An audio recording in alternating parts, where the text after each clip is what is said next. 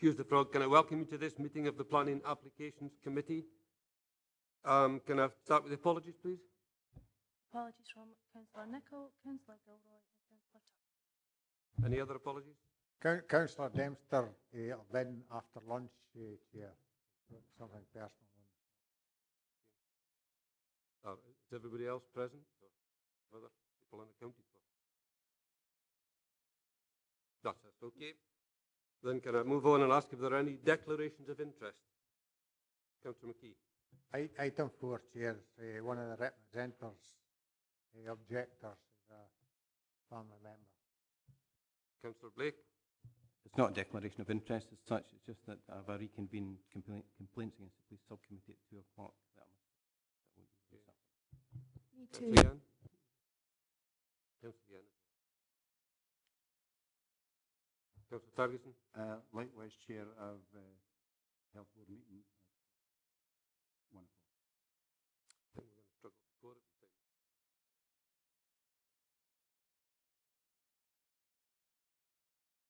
Can we then take the minute of the meeting of 27th February? Read. And can I remind everybody that this meeting will be recorded and subsequently made available to the public for listening purposes? And then, Paul, I could ask you to take us through the rules for today, please. So, sorry, Chair, I was just looking at the minute again. I forgot to say that looking at after 12, they had an adjournment, and I was not, my name's not in there. I was actually there after that particular thing. So I was going to raise it at full council tomorrow when we have the minutes for all of these meetings anyway. Well, no, we'll make sure that's corrected. Councillor McCautry. Similar, I actually raised this with the officers before the minute went to print, but when I got in the agenda, because I had a meeting in Dalbeattie at 4 o'clock, and I left the meeting at 3:03. I did not come back in at 3:15. So I thought that minute would have been amended as soon as I informed them the agenda. I mean, what's the point in the agenda people sending stuff out, and we can, sort out factual matters. We can't do anything with the substance of the matters, but a factual matter like that should be sorted out without me having to physically raise it again today. Okay, I think that has been noted. Councillor McKee. It's just the fact that there's a number of people going to other meetings this afternoon. I think we've got to get back onto central diary again and ensure this sort of thing doesn't happen. I fully agree with that because it seems to be all over the place. Yep. Councillor Ogilvie. It's just you just sorry, Chair, made an announcement about the meeting being recorded, and some of the objectors are not to be recorded, so it'll be switched off for that. Yeah, I presume that is the procedure. Yes. Yes. Okay. Can I also ask before Paula speaks that if you're going to say anything or even make a vote, that you actually put your mic on, because otherwise it's not recorded and people sitting in the other rooms can't hear anything. So every time even if it's just for a vote, could you please make sure your mic's on? Thank you. Paula. The Planning Applications Committee will consider each application in turn as detailed on the case officer or an area planning manager or other officer will make a short statement addressing the determining issue accompanied by any late information, amendments or corrections will be reported at this time. Members may ask questions of officers following the presentation on points of clarification. For those applications which are in accordance with Council policy subject to public speaking, then the order of eligible parties being heard will be as follows: third parties objecting to an application, third parties supporting an application, statutory consultees objecting to an application, elected members of Dumfries and Galloway Council who are not members of the Planning Applications Committee. Such members should withdraw from the committee chamber after making their presentation, applicants or their agents. The Chairman will individually invite those who have registered in advance to speak in respect of the application to come forward, sit in the reserved seat and make their presentation, after which they may be questioned by committee members. No questions may be asked of members. When each presentation is completed, people should immediately return to their seats. After all the representations have been heard, the meeting is then in formal session and no members of the public may address the committee from the public gallery. The Planning Applications Committee will then proceed to determine the application. The decision notice will be issued after a period of 48 hours has passed. The Chairman has been provided with a list of eligible representatives who have registered in the period specified in Council policy. These individuals have all had their registration to speak confirmed and no other person will be allowed to speak. Representatives have been placed in alphabetical order. A copy of the public speaking list is available from the committee officer taking notes of our proceedings. Representations on planning applications must be made on the basis of valid planning matters only. Certain matters are not normally material planning considerations and will not be taken into account by the Council when deciding on a planning application. Representatives are encouraged to use the time allotted to clarify any points they consider material and address the determining issues. Representatives should not raise any new matters without explaining why they were not raised earlier with the case officer. Please do not repeat what is in the report, as members will have already read that report. Presentations will be strictly limited to 3 minutes per person, excepting for national and major developments, which will have a limit of 5 minutes. This should allow sufficient time for interested parties to make relevant points. The Chairman of the committee will ask you to come to a conclusion if you take too long. Right then, folks, that's us in session. Can we start with item 4, which is Mochrum Fell, Corsock Planning Application for the erection of wind monitoring mast up to 80 metres in height with guy wires, bird diverters and aviation lighting, number 12/P/2/0354. Could I ask Case Officer Dean Clapwether to speak to this, please? Okay, thank you.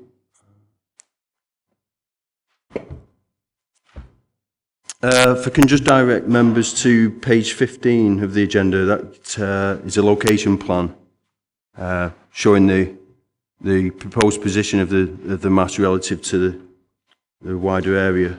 What you have is the mast obviously indicated in the middle of the map, and then you've got Parton to and the A713 and Loch Ken to the southwest, and to the northeast you've got the A712 road that serves Corsock from the A75 and through the top of the location plan there over towards Balmaclellan. Just to take you through some of the details and the images, that's if you like a zoomed in version of the map I've referred to you to in the agenda, showing the location of the proposed mast. Just on the edge of the plantation there, there's an area of rough grazing ground that you'll see in the images that I'll take you through. That's the proposed mast, 80 metres, supported by guys out to 50 metres radius. The apparatus will be situated at various positions up the mast.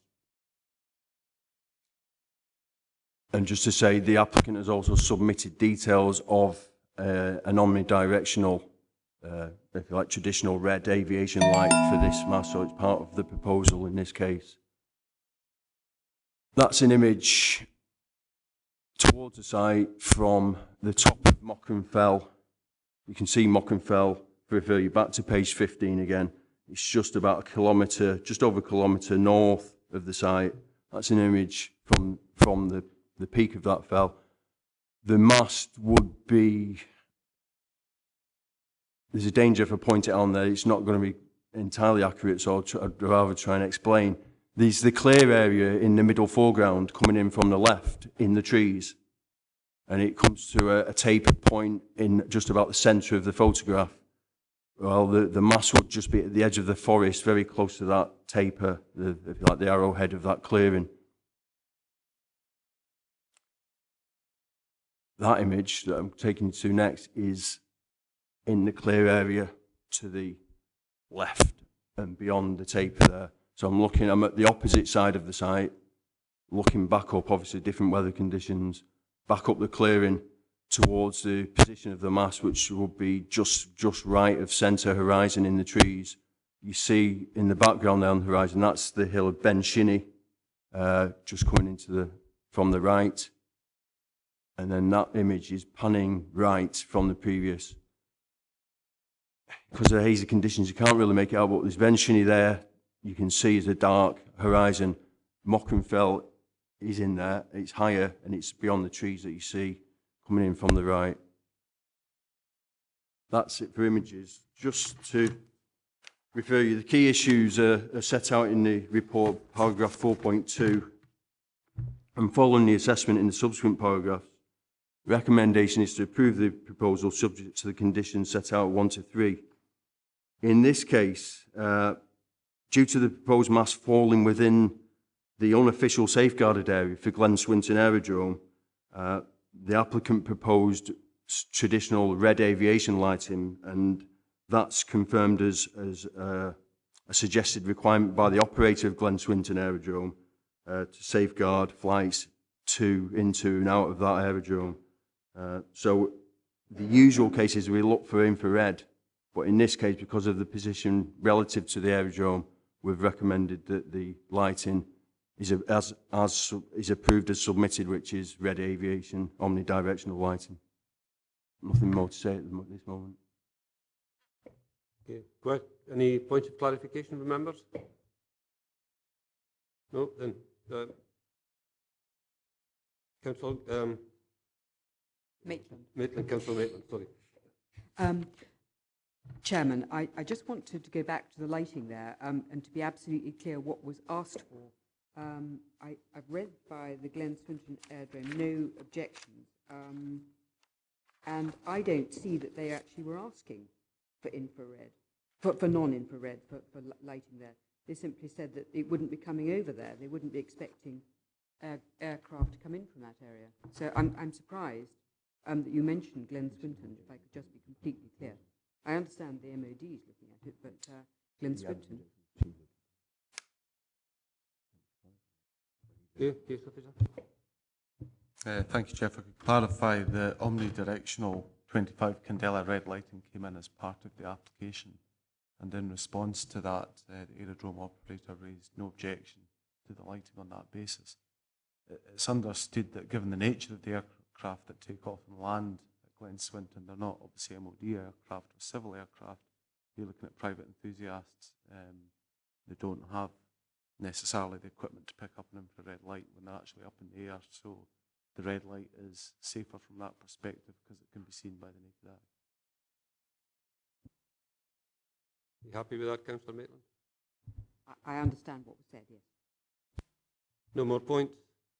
Then can we move on and hear the objectors? Can we start with Penelope Coles, please?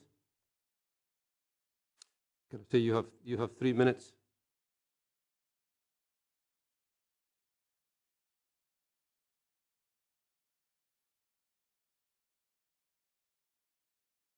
Start the watch now. Thank you. Mochrum Fell forms part of the range of hills to the north of the A75 that are the backcloth to the well-populated coastal area and tourism centres.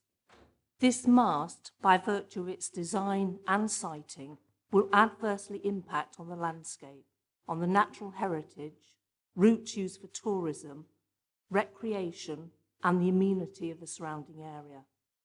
We're all aware that it's a precursor to a wind farm application. Now, the region is becoming cluttered with Met masts, the signpost of wind farm applications.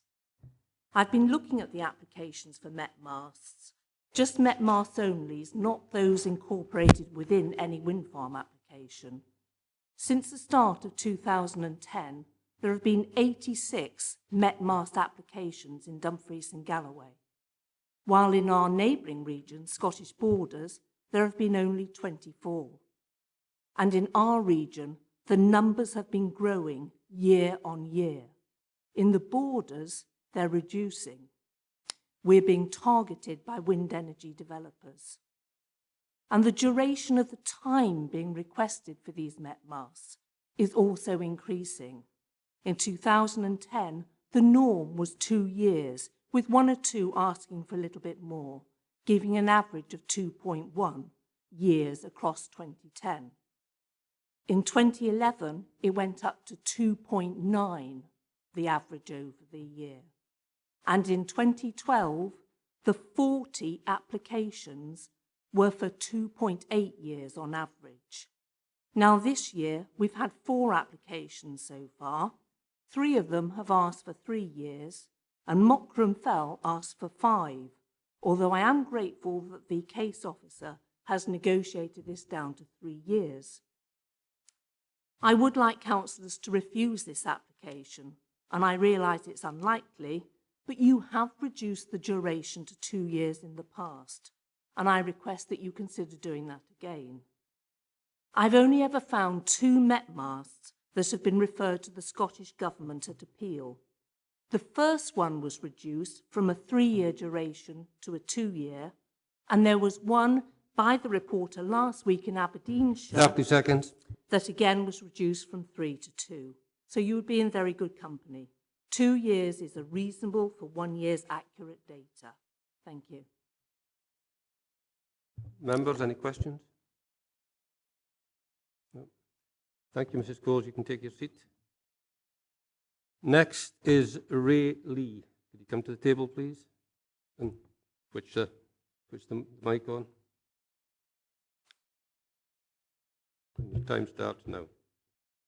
Section 4 of the Planning Applications Committee report acknowledges that Scottish planning policy is a material consideration in any decision made on this application.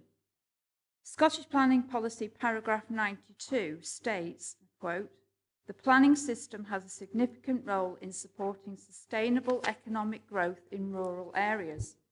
I query how the erection of an 80-metre mast on Mochrum Fell supports sustainable economic growth. The application is temporary, so any economic growth will be extremely limited. The creation of work for 2 people for a few hours for its erection and removal can hardly be classified as sustainable economic growth." Paragraph 93 refers to, quote, "Developments which provide employment or community benefit should be encouraged. How will the approval of this Met mast provide regular employment, either full or part-time, and how much community benefit will be paid? What other benefits will approval of this mast application bring to local people and communities? The approval of an 80-metre Met mast will not offer, quote, opportunities for enjoyment of the understanding of the natural heritage which planning authorities are advised to support, so the application is contrary to Scottish Planning Policy 125. Meteorological masts are a well-known precursor to a wind farm application in the vicinity. This can have the effect of either making it difficult to sell nearby houses and or reducing property values close to the site. Again, I ask, how does this application support the economy when it could potentially negatively impact on property sales? This Met mast as a standalone application fails Scottish Planning Policy 92, 93 and 125 by being an uneconomic proposal which would not promote sustainable economic growth, create employment, offer benefits to the community, and will neither conserve nor enhance the natural heritage of the area. Thank you. Members, questions? No, then take your seat. Next to speak is Caroline Pridham. Again, you have 3 minutes. Thank you. Okay, thank you very much. I represent Corsock and Kirkpatrick Durham Community Council. I also represent the Save Lough Ker Association, which was established to protect Lough Ker and the surrounding areas. We have over 200 members and supporters, which for a very small community is a considerable amount. I also work for BirdLife International, and I work from my home in Corsock. I would like to raise the issue of the potential environmental impact of the Met mast, and this is based on a scientific peer review article by Durrett and Langston, which I can provide anybody here with if they would like it. There is extensive literature on the avian mortality due to collision, not just with wind farms, but also to masts and to power lines, particularly for larger species of birds, including red kites, of which there are a large number in this area, and also hooper swans, which are of amber conservation concern, UK conservation concern. So therefore, I would like to ask the committee to reject this proposal. Members, any questions? Councillor Maitland, Yes, if, could you stay at the table, please? if I could please ask the representative if she would be able to give us some information about, she suggests that she is speaking on behalf of the Community Council at Corsock, and I think it would be helpful to know how the information was gathered to express community opinion. Yes, I can, in as much that I've just been elected onto the Corsock and Patrick Durham Community Council, and this matter was raised at the last meeting, and I was asked to come and represent the community or the people at the meeting. And the other thing is that I would say probably half of our members and supporters who belong to the Save Loch Earl Association are from the local area. So that's Corsock, Patrick Durham and surrounding areas. You happy with that, Councillor Maitland? Thank you. Thank you. Thank you. You can return to your seat. Next to speak is Elaine Proctor. Could you come to the table, please? And remind you have 3 minutes. Thank you. A SODAR device, which is a temporary met mast on a trailer, has been on Mochrum Fell collecting wind data for some time. I see no need for the erection of an 80-metre met mast to gather yet more data, particularly as its site is on the periphery of the proposed wind farm boundary. On a safety issue, it states on the Chilwyn 80 met mast website that total protection from lightning is not possible. If lightning should strike the mast, as it is much higher than the trees, then long grass, heather, and various plantations of trees nearby could be set ablaze. Fire tender response times would be great due to the remote site location, and lives, wildlife, and property put at serious risk. At Mochrum, we have a fairly large colony of bats.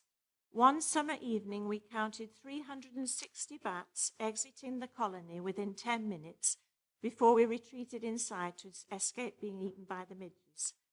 Bats are a protected species. They forage and migrate over long distances, as much as 5 kilometers.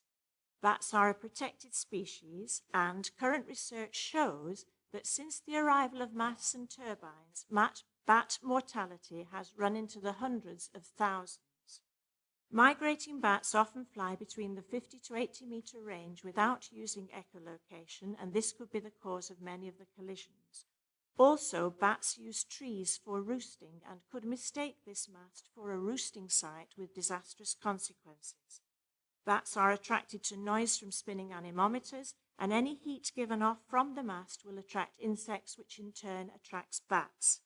A recent court ruling last December in the Netherlands found that bat deaths caused by the Sabinatic wind energy plant violated the Fauna and Flora Act, stating that anyone who even accidentally kills a protected individual bat is violating the law, and if it is deliberate, it is a crime.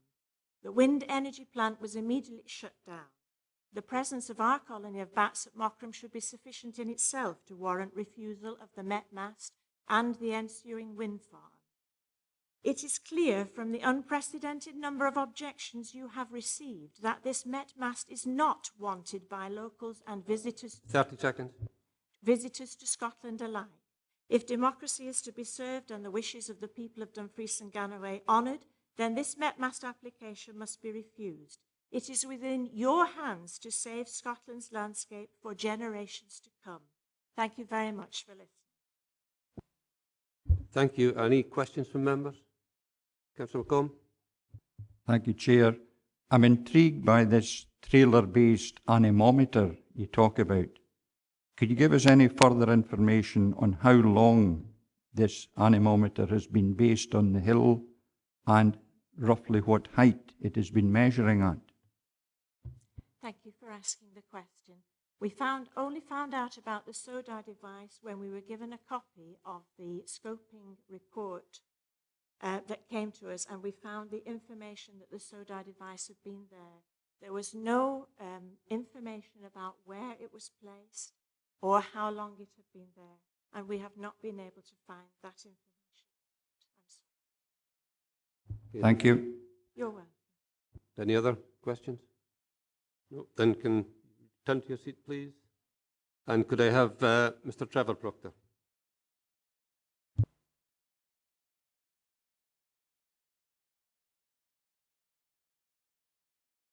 Again, sir, you have 3 minutes. Thank you. We accept that the planning officers are employed by the council and must abide by the rules, but understand that the planning committee is made up of elected representatives who can decide for themselves the relevance of the Met mast to a wind farm. It's a bit like someone applying for outline planning permission to build a house. There would not be an outline application unless there was an intention to build on the land. A Met mast is not a project in itself, but just a tool in the wind farm process.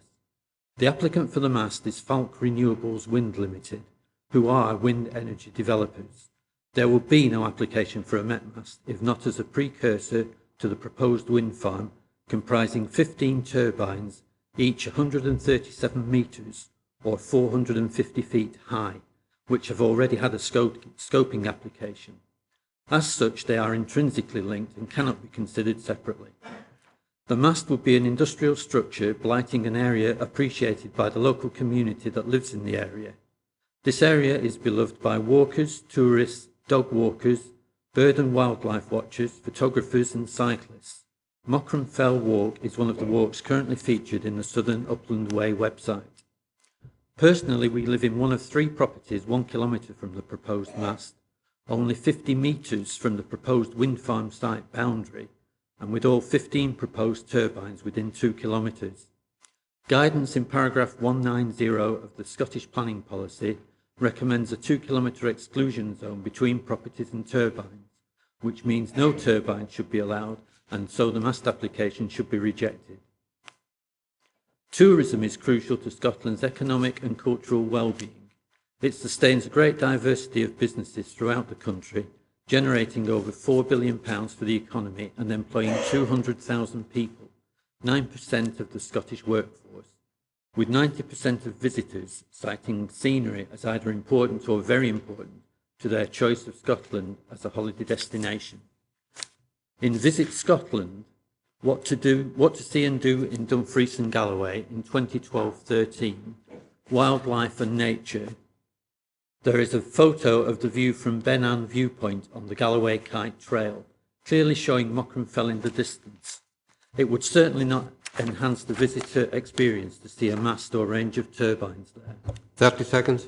With over 130 objections and no support, the strength of opposition should have a meaningful influence on the decision, and the voice of the people should be heard. The objections were not only from locals, but also from people out of the area who love Scotland and are concerned about the destruction of the landscape.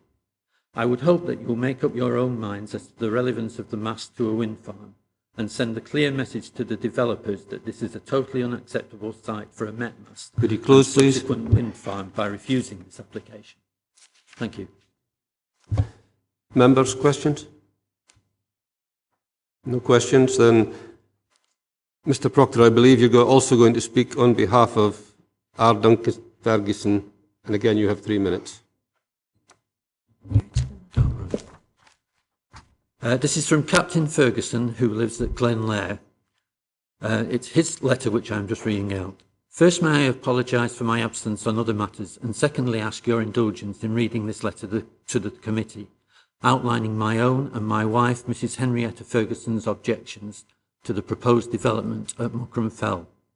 In establishing my credentials, I will inform you that I first came to Dumfries and Galloway with my parents in 1945 and farmed at Minsker near Waterbeck, now the site of a major wind farm which I am reliably informed generates a mere 10% of its rated output. This means that its continued existence relies on the subsidies provided by the hapless Scottish taxpayer. I am also a member of the Parton Community Council, and am aware that numerous other community councillors are among the 130 objectors. I am also aware that our MP, Russell Brown, is another objector, who unfortunately cannot be here today, but has asked that his objection should be noted. We moved to Glenlair in 1950, once the home farm of the Middleby estate, which extended as far west as Mickle Mochrum, which is very much a backdrop to the farm today. For over 60 years, I have enjoyed the extraordinary wealth of diverse beauty that this region has to offer. Dumfries and Galloway, as you will all be aware, is blessed with a unique mix of flora, fauna, lochs, rivers, woodland, upland and lowland pastures, mountains and historical treasures. Indeed, the area is far better suited to being designated a national park than a dumping ground for a plethora of wind farms. Make no mistake, this application, if approved, will lead inevitably to an application for a wind farm, practically adjacent to the proposed at Penshinny and Loch Earl, blighting the landscape for at least 20 years. My final point, which is perhaps the most telling, is to remind you that here in Dumfries and Galloway, we have been producing environmentally friendly electricity through our chain of hydroelectric schemes, with a total output of some 109 megawatts for over 70 years. Would it not be fair to say that as a region we have done our bit to save the planet? I rest my case. Yours faithfully, Duncan Ferguson. Thank you very much, sir. I wonder, it's a difficult one for anybody to ask questions on, so I presume there will not be any. So, can you take your seat, sir, please? And the final objector is Olive Repton. Olive, could you come forward?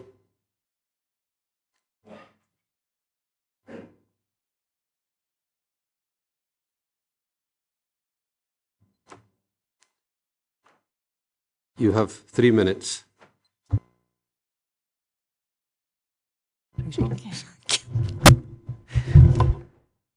I have no notes, but I'm speaking from my own past experience in this matter of wind energy. You will see I am carrying a file which has on it the plain letters KGB. Now, if you want me to go, then you'll have to ask me a few questions first. KGB was a group formed 17 years ago, and I joined them, by the wardens who lived up at the top of Scar Glen. And they were so aware of the threat to our landscape at that time that they gathered a few of us together. And I have been involved in the campaign to save our landscape ever since that time. It seems a long, long time out of my life. Now, my main purpose here today is to ask you, please refuse this application for yet another met mast. The purpose of the KGB was to stop the destruction of our irreplaceable landscape, and we have such a treasure here around us. I am, of course, local, born and bred near Lockerbie, and it grieves me seriously to see the number of wind turbines that have sprung up, in spite of the assurances we got at the outset that they would never be intervisible. I'm afraid they are seriously intervisible. But the other objectors have made all the relevant points, and I needn't repeat them. I would simply like to read one small verse from the poet Will Ogilvie. You know Will Ogilvie, I expect? Dennis? Yes, I presume we all do. Yes. It's a short verse from the land we love, and it relates to the fact that in this area we have a huge history going way back in time. The verse begins, "There's a spell in this land of the marches." We ride the marches every year, don't we, to make sure there has been no incursion over our borders. In this border that gave me my birth, I've altered 2 words there. In this spot where the heaven's wide arch is spread blue over the best of the earth. 30 seconds. 'Tis the shrine where our hearts keep returning, wherever our feet may be led. All our love on that altar lies burning. All our song wreaths around it are spread. Thank you. Thank you, and thank you for the piece of poetry. Members, questions? None? You can return to your seat, and thank you very much. Officers, have you any points you wish to pick up from what you've heard?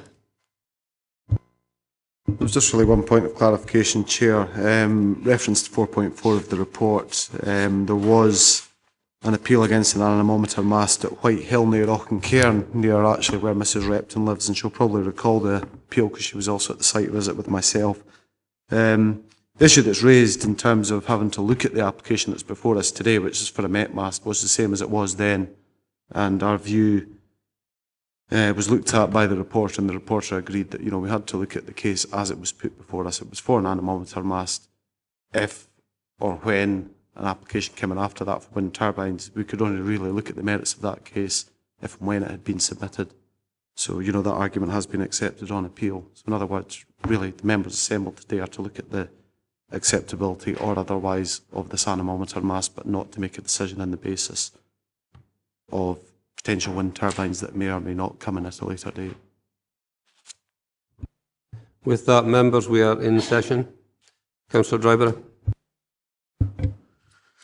Thanks, Chair, and I think some of the things that have been mentioned there by the objectors are quite clear in that, you know, they mentioned the democracy of a planning applications committee. It's quite unusual to have, you know, democracy in a plan because it's a quasi-legal meeting, and any decision we make is, of course, due to relevant policies and procedures that we put in place. Mrs. Cole suggested that D&G has been inundated with these masts, and I think she's absolutely right when you look at the numbers, and I don't think we can disagree with those numbers. We've certainly seen a lot of them over the years. I think Mr. Lee clearly states the Scottish planning policy issues that come out of this particular thing, and there's obviously the environmental aspects with regards birds, which hit the lines. The concern I have is that we've already agreed to a lot of these anemometer masts, and if we were to actually go against the officer's recommendations, then it would definitely go to appeal. However, again, Mrs. Coles did suggest that we have in the past, looking at the recommendation, reduced the amount of time that we've actually had, and certainly the last meeting I certainly proposed that we reduce from 3 years to 2 years. Each application, of course, is considered on its own merits, and I think this has to be one of those cases where we know, for instance, that a wind farm will come forward, application will come forward, if the information that this anemometer mast actually gets the information that the operator requires. So that will again be considered on its own merit as opposed to this. I think what we've got in Scotland is an unfit power policy, energy policy, and I've said that on many occasions that we should be looking at base load rather as has been suggested, 10% for wind farms. So looking at the whole thing, I really can't see anything that we could have to disagree with the recommendations of the officers. However, I would like to do the same as I done the last time, and actually reduce the 3 years to 2 years in the recommendations. Well, I'll keep going round and we'll come back to that. I've got Councillor Thompson, Councillor Geddes and then Councillor Maitland. Thank you, Chair. I'd actually, go along with the statements made by Councillor Dryburgh in that, having read the papers and taken into account the temporary nature of the application, there wouldn't appear to be any reason to refuse it. However, having listened carefully to the objectors' views regarding the time actually necessary to gather the information, the limited benefit to the local economy, the environmental impact and the effects on the landscape, I would be inclined to reduce the period of consent to 2 years, and I would fully support Councillor Dryburgh in that. Okay, we'll move on and come back to that. Councillor Geddes? Well, as far as I'm concerned, sir, the Councillor Dryburgh has already indicated that this committee exercises a quasi-judicial function, and I think that it's extremely important to appreciate that, not only for members of the committee but for parties who are parties to the process. And as far as I'm concerned, Chairman, there is no stateable planning grounds to refuse this application, and I would therefore agree with the two previous speakers, in fact, that the application should be granted. I would also agree, however, having actually seconded Councillor Dryburgh at the last meeting in relation to another similar application, that we should reduce the duration of the consent, the temporary consent, from a period of 3 years to 2 years. Thank you, sir. Councillor Maitland? I don't actually disagree with anything that has been said thus far, but I want to ask members about the report. Might actually have to go back to the office as well, because in 4.12, paragraph 4.12 of the report, we are advised that the MOD requests either omnidirectional or infrared lighting. The Glen Swinton operator states that the mast is proposed approximately 2.25 kilometres from the runway in a location not ordinarily overflown because of possible noise nuisance. I note also that the nearest house is within about a kilometre.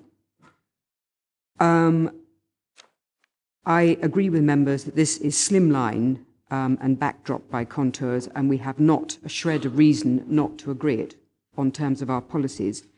But lighting, with omnidirectional lighting, is quite deliberately going to make the thing as obtrusive as possible. That's what it's for. It's to be obtrusive, omnidirectional lighting. And I think that's what people are objecting to. It's what we've heard that they're objecting to. So I would actually ask the planners, what are our planning obligations with respect to lighting on this? Because I would suggest that we should go with the MOD's request, which was either or, and I would suggest strongly that we are consistent, which is up till now, to reduce the impact of these masts in every shape and form that we possibly can, and I would suggest that we would go for infrared, which is what the MOD has suggested. Okay, officers, can we get a reply from Mrs. Maitland? Thank you, Chair. In essence, the position, as you read out from the MOD, is to not object, subject to it having either the infrared 25 candela equivalent light or the standard 25 candela omnidirectional lighting. That's kind of intensity you're looking at. Extrapolating from that, if the mast is neither, then the MOD are going to object to it. From Glen Swinton's perspective, part of the submission, as we stated earlier, does include a standard 25 candela omnidirectional navigation light or aviation light. It's not the infrared version in this case, and purposefully so. Having seen that, the operator of Glen Swinton Aerodrome has not objected to this application. And I think from that you could infer that if it was an infrared light or no light, then they would also have raised an objection to the application. But based on the information we've got on the application, that's the position, and it's within the gift of members as to what condition you wish to apply, if any, with respect to lighting. But that's the position as far as the MOD goes and the operator of Glen Swinton Aerodrome. Councillor Maitland, do you wish to come back? Yes, so in other words, it is up to us. It's up to us to decide what we do with respect to lighting. Okay, right, I think I know what I plan to do. Well, I'll come back to it at the recommendations, please. Councillor McCautry, and then Councillor Geddes, and then Councillor Willoughby. Thanks, Chairman. I'll go along with the motion that's been moved today. I think the trouble we have, if you go to 4.3 on page 20, the development plan does not contain any policy specific to this type of development. An application therefore requires to be assessed under general development plan policies. And at the very end there, it tells us that the Council's interim planning policy, which was determined in February last year, no reference is made to wind monitoring masts. I think this highlights the fact our policy for the planning committee is made by another committee. I think if it had been made by this committee, we would have made sure there was reference made to these type of wind monitoring masts in order to ensure that we had some guidance to give to the planners when these things came up. Because there's more and more of these things appearing. But arising out of the meeting last month, it was agreed we'd have a seminar on the anemometer situation vis-a-vis whether it should be 3 years, 2 years, 1 year, whatever, because we don't actually have a policy on how we treat anemometers. And the sooner we get that seminar, the better, and the sooner we get the chance to start making policies that we can enact, because the way things are at the moment, our hands are tied. There's no way we can actually turn this down. So I'm happy to go along with the motion that's been moved. The only other point I would make is that I would say to people, it doesn't give your objections any credibility when you get a couple of folk from Switzerland signing a petition. I mean, I don't think under any sort of definition that you can see the Glen Kens from Geneva. So I don't think it does your cause any good. And again, there's another signature in there from Australia. It's to give yourself credibility, don't stretch the bounds too far. You're just giving ammunition to the applicant. Thanks, Councillor McCautry. Councillor Geddes. Yes, sir. It's the issue of the lighting. Now, as you're well aware, Chairman, in the past I have consistently pushed for, at every opportunity, the provision of infrared lighting to ensure, in fact, that these masts, when granted and erected on a temporary basis, are as unobtrusive as possible. But my understanding, when Councillor Maitland put the question earlier in the meeting, was that Mr Duncan's response was in essence saying it would be in the interests of safety, i.e. for those planes using Glen Swinton Aerodrome, that this omnidirectional lighting is being recommended, because these planes could not, in fact, put up, could not pick up the infrared lighting. So therefore, on that basis and in these particular, not to say exceptional circumstances, I would go along with it. But on a general, from the point of view of a general comment, Chairman, I would normally accept infrared, but not in these particular circumstances. That's why I've supported Councillor Driver and Thompson in their suggestion earlier. Thank you. Councillor Ogilvie. Thanks, Chair. I take a slightly different view. I mean, we've heard some very powerful arguments from the objectors, and some of them were scientific based. There isn't any evidence in here about the bats, and there's no scientific report here. And if that's the case about the bats, it may be true. I don't know. They certainly know, or they seem to know. It goes on about the QDI legal thing and that. I mean, we've got over 130 objectors here. Okay, some might be from outside the country, but they might visit here and appreciate the scenery. Like we go to Switzerland, we might appreciate the scenery there. If we can't object to anything, why are we sitting here? Why isn't it all just delegated to officers? What is the point of me coming all the way through here and listening to all these people if I can't make up my mind? This is one of 5 that we're considering today, and okay, we've got to look at everything on its own merits. But I don't live in a bubble, and I'm sure nobody else here lives in a bubble. We've got brains, we can see what's coming over the horizon. I think we've got to either, Tom makes a point about we haven't got the proper policies, and maybe that's right, maybe that's the way we should go. However, that's another day. We're here today. 80 metres. I wasn't up there. I didn't take a photograph of the tree, but how many trees are 80 metres up there? A tree's about 20 metres, 18 metres. A fully grown tree. So this is going to be obtrusive or unintrusive or not, or whatever. It's going to stick out like a sore thumb. I don't want to live in a bubble. Either we come here and we make a proper informed decision about everything, and we've got to take the cumulative effect. We've said this, how many years have I been saying that? We've got to take that into account. We can't live on one issue, because that's just nonsense as a rational thought. We're rational people. So this is a precursor to a wind development in an area that, okay, we might get a more detailed plan, we might even get a scientific report about the bats and the birds and such. In fact, I mean, the report does recognise that some birds might get injured because they've got the bird deflectors on them and have to stay there. I must be the only voice here because everybody else is saying they agree with the 2-year thing.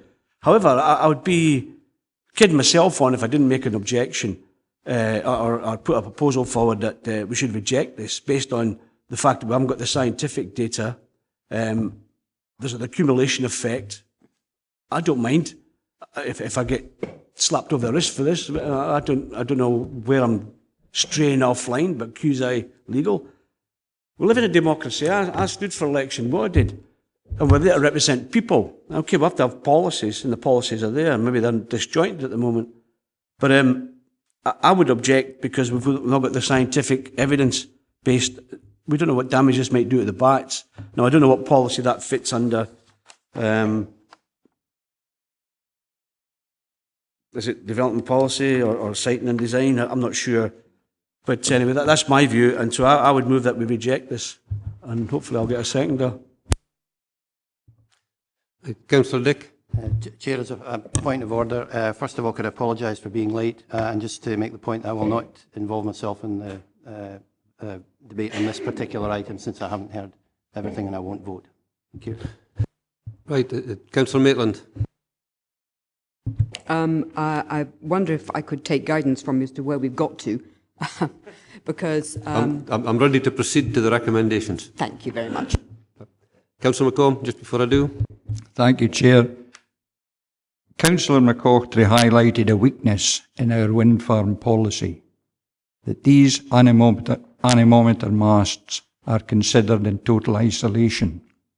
Now, we know the purpose of the anemometer mast, but I wonder what our reaction would be if a landowner said that he wished to erect an 80-metre high steel pole and put a light in the top of it simply because he liked the look of it. I don't think that's material planning for today. With that, folks, could I then go to the recommendations? What I'm hearing is that generally there's been a motion to approve the recommendations but reduce the yearage to 2 years. If that's the motion, and I think it was Councillor Dryborough, seconded by Councillor Thompson, and a suggestion from Councillor Ogilvie that he's going to put an amendment. Yeah, to refuse on the lack of information, read the scientific impact on the bats and it's contrary to policy 7. Okay, Councillor Maitland. And mine is clearly going to be, depending on whether you get a seconder, a counter-amendment. Well, hold on, can we see, is there a seconder first for the amendment? Okay. I'd be happy to second it. Okay. So we have a motion and amendment. Now here we're going to have a counter-amendment. You are Chairman. You shouldn't have let the Chairman go on holiday or wherever he's gone. The issue is that I would like to add, I'm very happy with Councillor Dryborough's wording, but insofar as the lighting condition, we have lighting condition number 3 on page 23. I would delete that paragraph there, and I would substitute the wording on page 36 of the papers, paragraph 3, which gives you a wording to do with infrared lighting, which I think would cover the matter. Do we have a seconder? I hope so. No, then the counter-amendment. Councillor Yan? I will second Councillor Maitland's. Thank you. Okay, so we now have a motion, amendment and a counter-amendment. Paula, can you lead us through what we've got, please?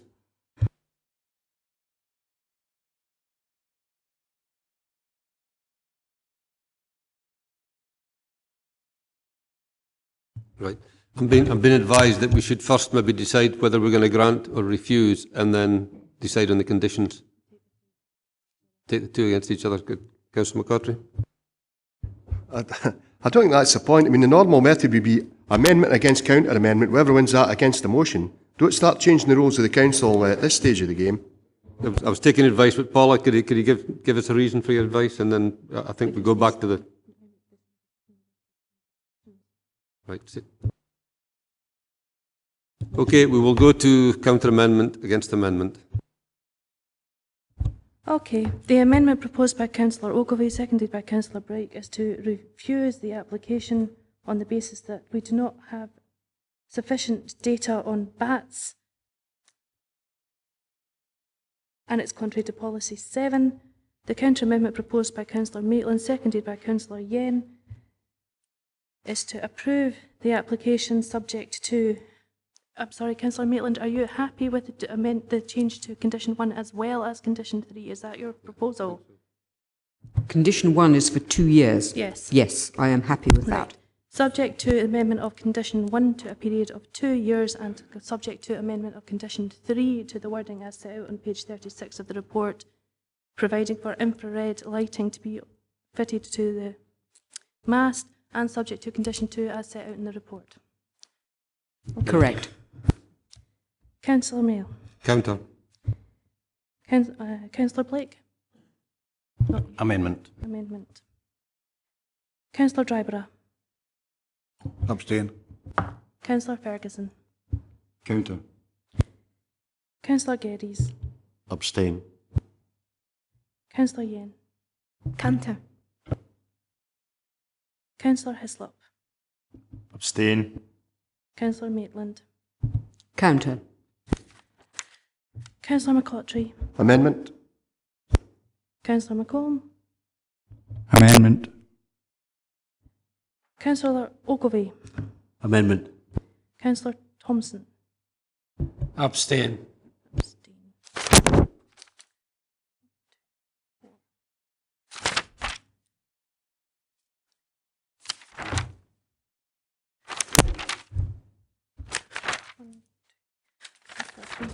Abstentions, yes. Okay. That would be 3 votes for the amendment, 4 for the counter amendment. The counter amendment defeats the amendment. Okay, can we go to the next stage, please? Chairman, can I ask you to just recount that? I had it at 4-4. Okay, yeah, but I've got one here saying it is 4-4 and one saying 4-3.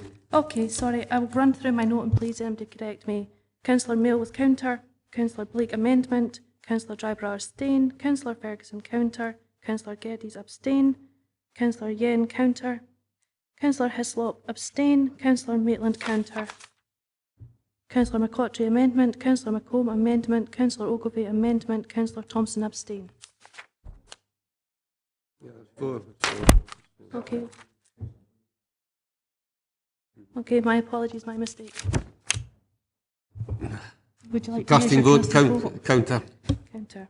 The counter amendment defeats the amendment. Right.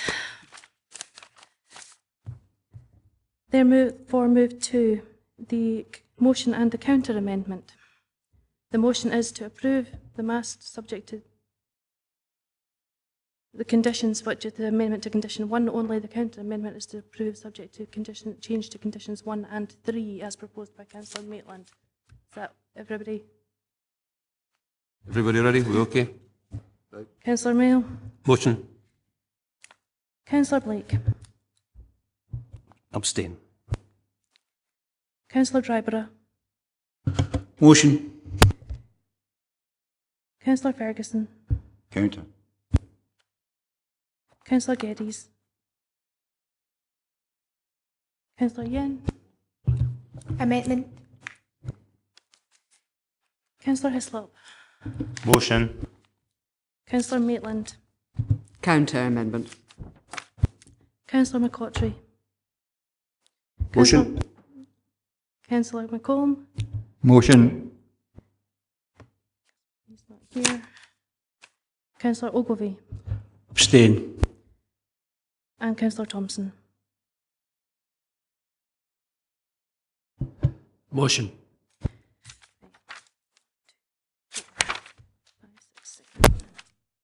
1, 2. I've got 732. David? 732. We have agreement. That would be 7 votes for the amendment, 3 for the motion, 3 for the counter amendment and 2 abstentions. The motion is therefore passed. The decision is to approve the application subject to a change in condition 1 to a period of 2 years. Councillor McCotry. Yeah, just on that, could maybe remind officers, try and get this seminar set up on how we're going to look at the wind farms, the anemometer situation, because we really need to get a bit of consistency in this. Another issue, to ask advice from Mr Sutty, because this was missed out of our interim planning policy along with the wind turbines, is there a chance to redeem that? I mean, I know the Scottish Government isn't too chuffed with our interim planning policy anyway. They think it's a bit too hard. But is there any way we can alter it to include these anemometers? David? I don't think it was an omission as part of the IPP. It was the view that it's the wind energy policy which we have, and an anemometer mast in itself doesn't create wind energy. It was therefore felt it was simpler to actually consider it under the existing general policies in the local plan. I'll certainly refer that on to my counterpart Andrew Maxwell and see if it is something that they think they can do. Obviously you'll be aware of the stage that the plan is now at, having actually concluded the proposal stage and the public consultation, but nonetheless we'll have a word with them and see if there is any possibility for that to be included. I'm happy with that in the meantime, because I think the anemometer's got to be looked at as a visual intrusion on the countryside, as a lot of people do. But if we do it under general policies, it's very hard to do that. And therefore, I think it should be included in an overall look at the impact, and particularly the cumulative impact on the countryside. So I'm happy if we can get something moving in this, because we're getting more and more of these applications coming in. Are you still looking for a special meeting about it? I think we need to have a seminar and get updated on these anemometers and decide. We should really have a policy, whether it's there for 6 months, 1 year, 2 years, 3 years, 4 years, 5 years, because we're all over the place in it. The members agreed that we have this seminar as urgently as possible? Agreed? Okay, thank you. We'll take that forward as an action. With that, then, can we move on to item 5, which is Benbrack, near Carsphairn Forest, planning application for the erection of a temporary wind monitoring mast up to a height of 80 metres for a period of 3 years. It's 12/P/2/0302. And we're just waiting for Councillor McKee to come back.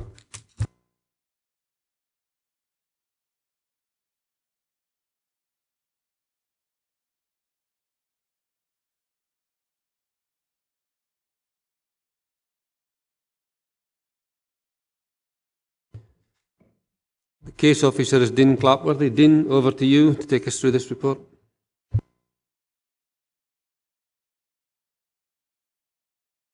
Thank you, Chair. As you'll see from this report and the subsequent report to the second proposed mast for this site, that there's an objection from the Scottish Dark Sky Observatory that's based close to Mellington. Since the publication of the reports, the Scottish Dark Sky Observatory have been in contact, and they've made some factual observations with regard to the report. And I'll just note those. The Dark Sky Park, in the report I refer to the Dark Sky Observatory being out with the Dark Sky Park. Since the report, the Dark Sky Observatory has been in contact and told me that, I told the Planning Authority, that they actually fall within the Dark Sky Park because the Dark Sky Park was extended in October last year. That's not information that this council was party to, because in the IPP, the council identifies the core area as being the Dark Sky Park, because the Dark Sky Park is zoned with a core area and a buffer zone. The Dark Sky Park has been extended such that the Dark Sky Observatory is in the buffer zone, not the core area, but the International Dark Sky Association don't recognise zones within a Dark Sky Park, whereas the Forestry Commission website clearly shows that the Dark Sky Park is zoned. So, just to clarify, the Dark Sky Observatory falls within the buffer zone of the Dark Sky Park, but the... Is that our understanding or their understanding? Well, our understanding is that it falls within the buffer zone, but how this council would proceed to identify the Dark Sky Park could possibly be revised. I understand that there's a meeting between the Development Planning Section on the 18th of April and South Ayrshire Councils and East Ayrshire Councils and the Forestry Commission. East Ayrshire Council, for example, identify the Dark Sky Park as being the buffer zone and the core area, but they still do identify zones as it's set out in East Ayrshire's main issues report. There is clear zoning, buffer and core, and the Dark Sky Observatory falls in the buffer. The question that's forming for me then, is this application premature till we get that sorted? Well, I'd say not. Basically, the buffer zone that was the change took place within, correct me if I'm wrong, Dean, but I think it's East Ayrshire that buffer zone increased. It's nothing to do with Dumfries and Galloway Council. The core area has not changed at all. And the critical thing is that these applications don't fall within the core or the buffer area. So I would strongly suggest that you proceed to determine the application today. It's in danger of becoming a red herring, this one, but it was a clarification that we were asked to put forward in respect of a factual update on the report. Didn't have anything further to add? Well, it was just to clarify that further to that information, the assessment of the proposal, and we consider the material considerations haven't changed. As David Sutties just said, the planning application falls out with the Dark Sky Park. So as far as the assessment is concerned and the recommendation, we're not making any changes to that. Do we have pictures? Do we have Yeah, photographs? I'll take you through the actual presentation now. That's the location of the proposed mast, and you'll see on page 27 of the agenda a wider setting, and it includes an indication of the relationship between this proposal and the related proposal that you'll come to in the next in the agenda. This proposal is the left-hand one.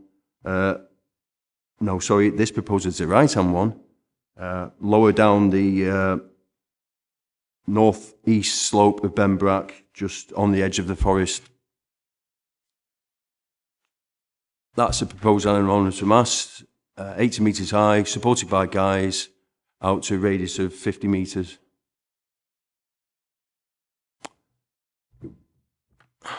It's winter, I'm afraid. That was as far as I could go when I went to site. That's an image toward the site, but the site is actually, if you follow, the burn comes in on the right-hand side. The burn swings in from the left over the topography there. The site is further to the left, behind the hill in the foreground, because it follows that the burn follows the valley coming in from the left-hand side. That's panning right, just to give you a general impression of the landscape there. And this final image is from higher up the minor road that brings you towards the site from the south. If you look on the agenda, the location plan on page 27, you'll see a minor road that leaves the A713 at Lamford and rises over the low point between Lamford Hill and Benbrack, and then just starts to drop down the contour. That photograph is taken on the straight, just with the small block of trees by the road on the left-hand side. You can see just on the left of the photograph. So that's a pull back, and I've taken a general photograph of just the area, but the mass will be in a low point below the block of trees coming into the middle foreground there. No more images. Just to clarify, the key issues are set out in paragraph 4.2 of the report. Having assessed the application, it's recommended that it's approved subject to the conditions as set out. Thank you for that. Members, Councillor Geddes? Did you wish to come in? No. Any questions from members? Councillor Ogilvie? Just because you've got the two sites, 6, 5 and 6, and one notices it's the same company, Eon Climate and Renewables. Just one wonders why they want two masts, the same company. One mast would give them the information that they require. Maybe that's a statement rather than a question. I'm sorry about that. That's something you can ask the applicant as we go through the process. Right, if there are no questions, then can we proceed to the objectors? We have two. Can I start with Penelope Coles, please? Penelope, okay. Sorry. You have 3 minutes. Thank you. I'm delighted to hear that councillors are in support of including met masts in the wind energy policy. Both I and lots of other members of the public here have requested that this is put in the policy. But this objection to the two applications by the Dark Sky Park should be enough to refuse this application. You have refused two met masts in the past, one on Blackmire Moor and one because of the proximity to Glen Swinton Airfield. Well, we now have a rival in the Dark Sky Park in Wales. I think we should be doing everything possible to safeguard our facility and to make it the best in the Great Britain, if not internationally. Thank you. Members, any questions? Can we move on to Mr. Ince, please? Good morning. 3 minutes. Thank you very much for the opportunity to talk to you. I represent the Scottish Dark Sky Observatory, which is a world unique observatory in that it's the only public observatory in a gold level dark sky park. Clearly you're already well aware of the Galloway Forest Dark Sky Park and its importance to the area in terms of tourism. We run that facility purely as an outreach, as a charity. Whilst this application is outside the boundaries of the Dark Sky Park, it is undoubtedly having an effect on the observatory within the Dark Sky Park because of the lighting that is proposed. The lighting, whilst it is infrared, will emit omnidirectionally and upwards, and itself causes a sky glow, much like the street lights that exist around our cities cause a sky glow above the streets already. Admittedly, if it's an infrared lighting system, that won't be visible to the naked eye, but it will be visible to the scientific instruments we will use at the observatory as part of our outreach and education process. Those instruments include spectrographs that actually break the light of the object we're observing into component frequency down into the deep infrared, including the hydrogen alpha frequencies that most stars emit in, around 600 nanometers. Now clearly, whilst it's infrared, that will still have an effect. It will still mask faint signals, especially when looking at objects near to the horizon. So on that basis, I do ask that the observatory facility be respected as the facility is for the area, and no impact be allowed to be upon it. Thank you. Are there any questions? Councillor Geddes and Councillor Dick. The question I would put, sir, is in relation to the bullet point, the last bullet point, paragraph 1.3 of the papers. References made to the fact that there are existing masts closer to the observatory with conventional aviation lighting, and there does not appear to have been any issues with regard to such masts. Perhaps Mr. Ince could explain to us why that would appear to be the case. The observatory as a facility was only opened in October last year by the First Minister. Those applications proceeded before the observatory was operational, and therefore I can't really comment on objections that could have been made before my time. Clearly, if I'd been in post at that time, I would have been objecting to those as well. Precisely the response I was seeking, so thank you. Councillor Dick and then Councillor Maitland. That's fine, Chair, just the same. Councillor Maitland and then Leader. I'm looking at paragraph D, 2D, which is suggesting that there may be scope to have a specific narrow frequency that does not conflict with anything used by the observatory. Could you possibly comment on that, please? Whilst effectively you may use a narrow frequency of light that doesn't have a large spread in terms of impact frequencies, because it is within the band of frequency that we do observe to see faint objects. I mentioned hydrogen, the gas that exists in space, it emits at 600 nanometers. There are other frequencies in the range of the 800 nanometers that the proposed lighting emits in. My view is that it would be a lesser impact, but still an impact which is unacceptable. Leader, were you okay? Councillor McKee? Yeah, it's interesting that there's infrared lighting closer to the area than this proposed. And you're on about the effect it may have. Are you having an effect from the infrared lighting that's already in place? We do have an effect from lighting that's already in place, and we also have an effect from the lighting in the towns and the cities to our north. The light pollution that the observatory already does have is primarily in the north, and the only mast I'm aware of that has an impact in the northwest. This new proposed mast and following farm that would go with it is in the west-southwest, an area which we observe in, which is currently unpolluted by light. Satisfied with that, Councillor McKee? Okay. Any further questions? No. Thank you, sir. You can take your seat.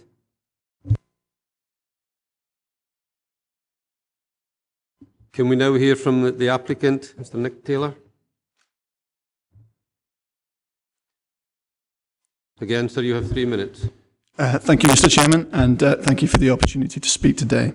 Members of the committee, I respectfully urge that you approve the two 80-metre masts at Benbrack. Proposed mast will provide wind data information. This data is vital.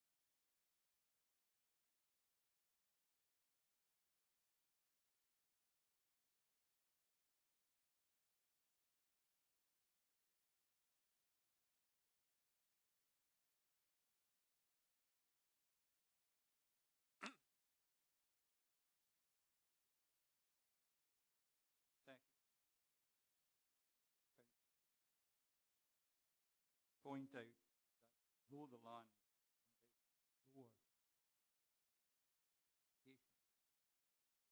still very open land. Look at the spot height neighbouring road, 35 metres, 17. It was still very, very visible area. Also, particular case, closer houses as well, talking about 200 meters.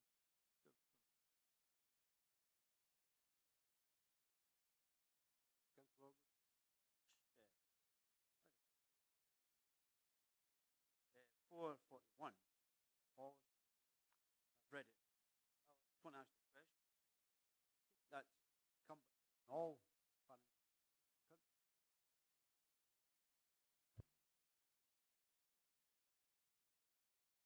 Yes, 441 is voting from.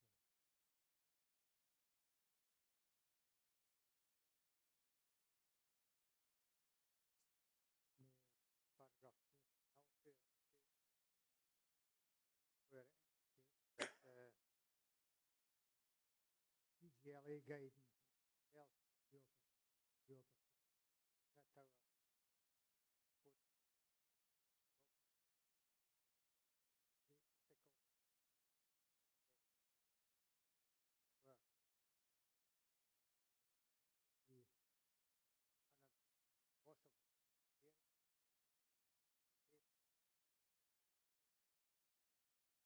that's our high.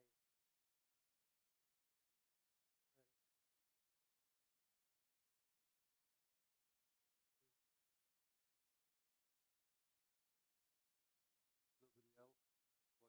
You have a second. Item 10 of 30.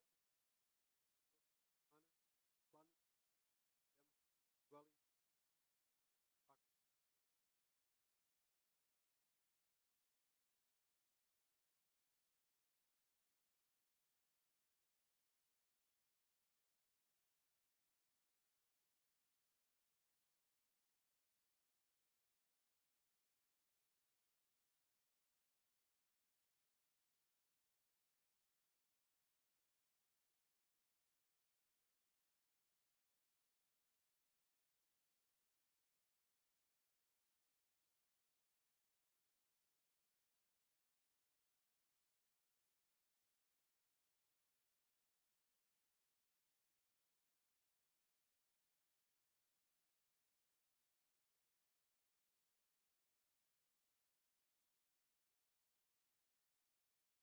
The proposal is for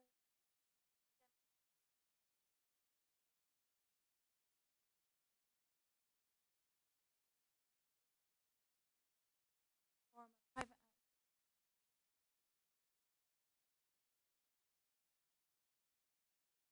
First slide was a location plan of the application site. Application site is outlined in red. Other land owned by the applicant is outlined.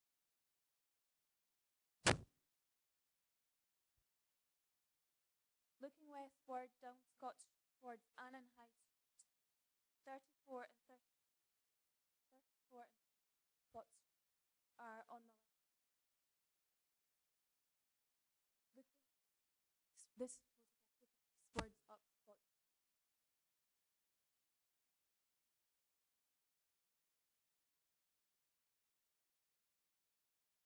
On the left-hand side of the road here, you can see that the entrance to the first hotel is marked by Lothar Waller. On the right-hand side, 34 Scott Street, the larger building. Scott Street and the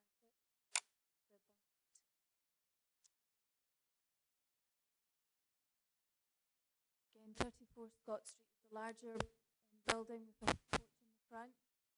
32 Scott Street is the bungalow with the white surrounds around the window. 26 Scott Street is the dwelling that's attached to that. That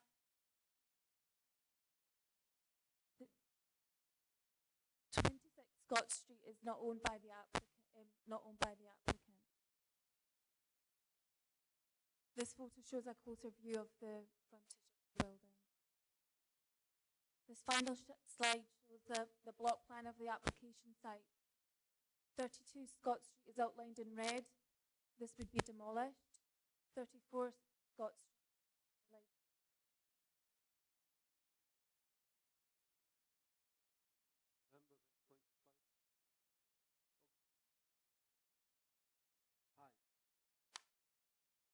John, you should, yeah.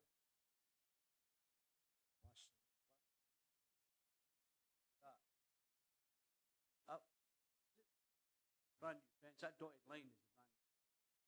However, it doesn't go right then properly, then ground.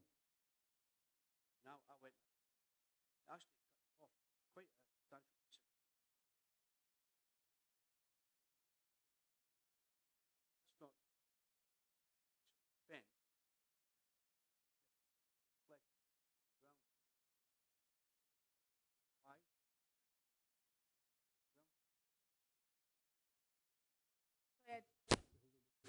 Sorry, sir.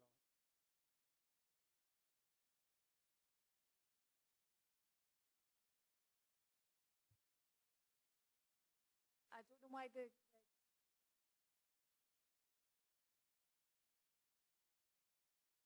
when I was like I couldn't get access, so I couldn't hire your card.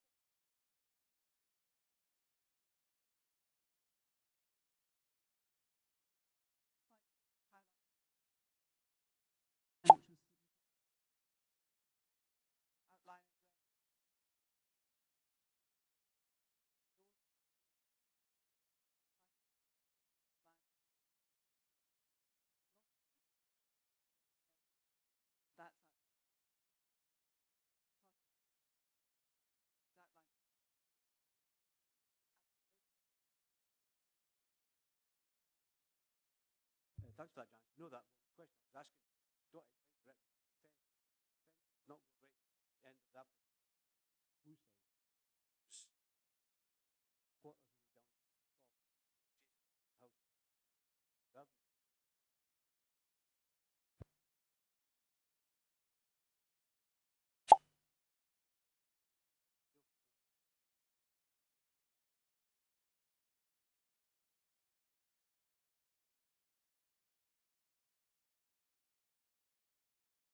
Sorry, going through the adjacent. One you can wait when we get the applicant and ask.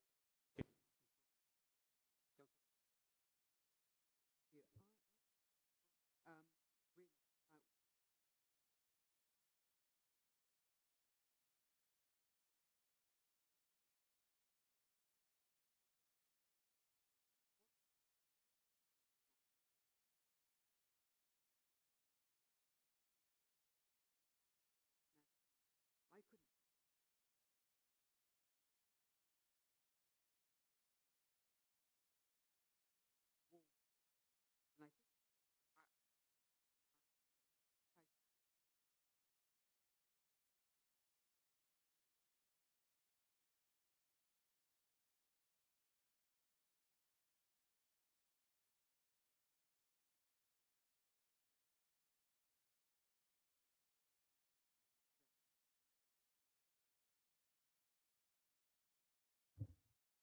I think the existing setup at the moment shows the block plan.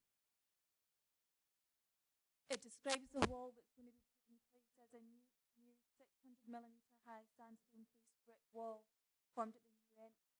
And the outline of the wall is shown on this plan. Unfortunately, an elevation of the wall wasn't applied, but it is described in the block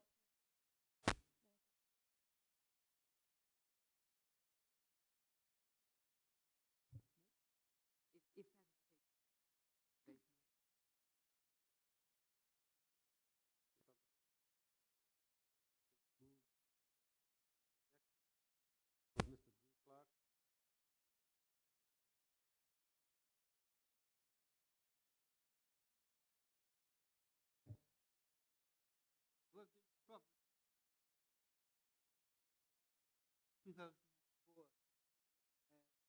was left to me by a relative, and I've had a number of applications being submitted about various work. One was to the rear in Seaforth House, and this is the second application I've received for the demolition of 32 Scott Street. I believe that it's going to cause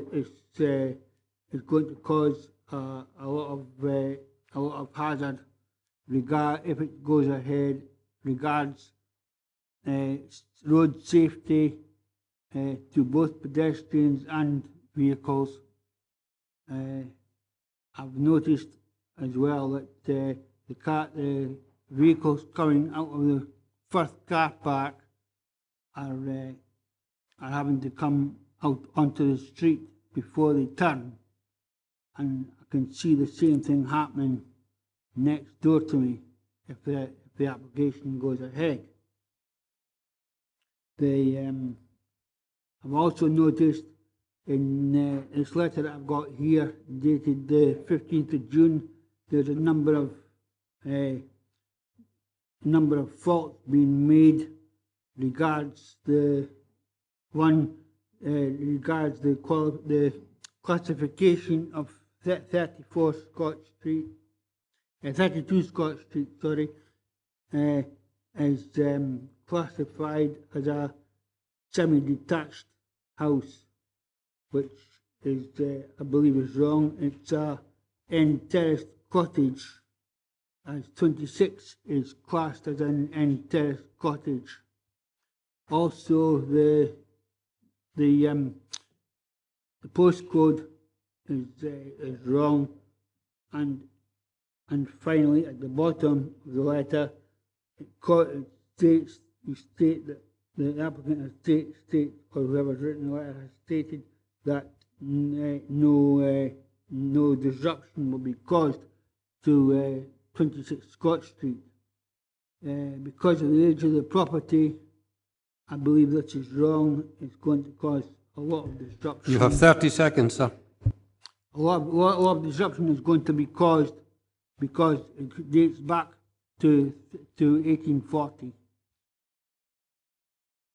The property, I said, it's a small two-bedroom end terrace cottage. Could you please sum up, sir? Thank you. That's my Thank you very much. objection. Members, any questions? Councillor Driver? Hi, looking back to the age of the cottage, you say it's 1840, and I wonder if we get the picture up of the cottage itself that's going to come down. The concern I have is that foundations in them times weren't they put in place for that type of cottage. Is that your opinion, that the foundations of those particular cottages could have an effect if they are to be demolished?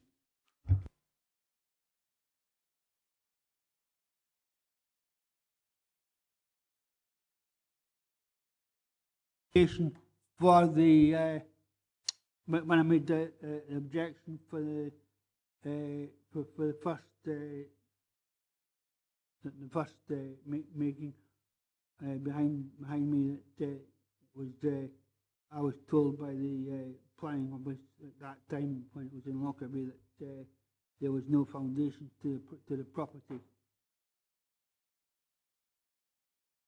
Any other questions? No? And thank you very much, sir. Could you put the mic up, please? And can I have Vicky Kerr, please?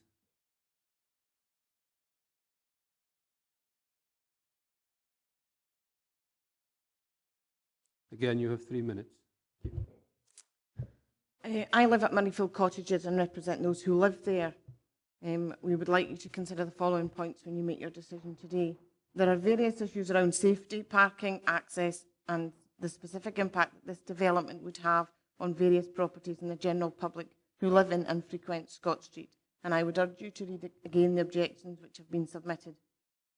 However, I would like to focus on the conduct and intentions of those who are pursuing this application, despite a clear message previously that the demolition of number 32 Scott Street is neither necessary nor acceptable to those who are affected by it. The architect appointed by Annan House Limited states that number 32 Scott Street has lain vacant for some years and is suffering damp-related problems. This property was purchased by Annan House Limited under their previous name of Catalyst Projects and has remained in their possession since, despite a failed previous attempt and planning application involving its demolition. If, as they claim, the property is in such a state of disrepair, then they are directly responsible for this. We believe their lack of sufficient upkeep of the property could be viewed as a deliberate ploy to assist in it being deemed suitable for demolition. Given that the sum invested to purchase these two properties was well in excess of £350,000 in 2007, and that the recent asking price for number 34 Scott Street was £160,000, it appears to make no clear business sense to demolish a property that, when it was bought by Catalyst, was worth almost £100,000, but was purchased for nearer £200,000 just to create two parking spaces. Even if a family or an individual were to propose these plans, then they would be viewed as hugely expensive and somewhat unnecessary for what was to be gained. However, since this has been put forward by a business who previously had interest in developing the field behind, we can only view this as an opportunity to gain access to the field at a later date. We do not believe that these two properties are being developed to sell on to someone looking to purchase a large family home, and believe that number 32 be passed, and should number 32 be passed for demolition, then it will only create an open season for access to the field on the site identified as An H5 in the local proposed development plan. We believe this application to be a covert attempt to ensure a comfortable course of access of development for the field. We are not sure if Annan House Limited have been questioned directly about their plans for these properties if their application is approved. We would like to reiterate that we object strongly to this planning application 30 primarily seconds. because we do not believe that the intentions of the parties involved are genuine, and the acquisition and ownership of these two properties have only ever been driven by financial gain and not the best interest of those who live close by and the interest of Annan as a whole. The willingness to pay almost the double market value for 32 Scott Street clearly demonstrates this. If this application was for a road access to the field, then there would be substantially greater evidence to support objection, and we believe that Annan House Limited have considered this when deciding how to put forward their application. We sincerely hope that the concerns we have raised are given due consideration. Thank you. Thank you very much. Questions? Councillor Ogilvie. Thanks. Could I ask Mrs. Keir, you live obviously close to this property, and we see from the picture here that there seems to be adequate parking on the frontage. In your experience, because you've lived there for a long time, is it ever, well, I imagine it's ever funerals and things at the church, but you could get two cars there on a regular basis, do you think? Two cars, and we park there and have no problem. And to be honest, if number 32 were to be demolished on days such as funeral days, on a Sunday at church time, and every morning and later morning when there's drop-off and pick-up time at the playgroup, we will lose more than two parking spaces there, without a doubt. Any other questions? Will you take your seat, please? Thank you. Members? Sorry? Oh, sorry. My apologies. I've missed the I've missed the agent. Lawrence Wilson, please.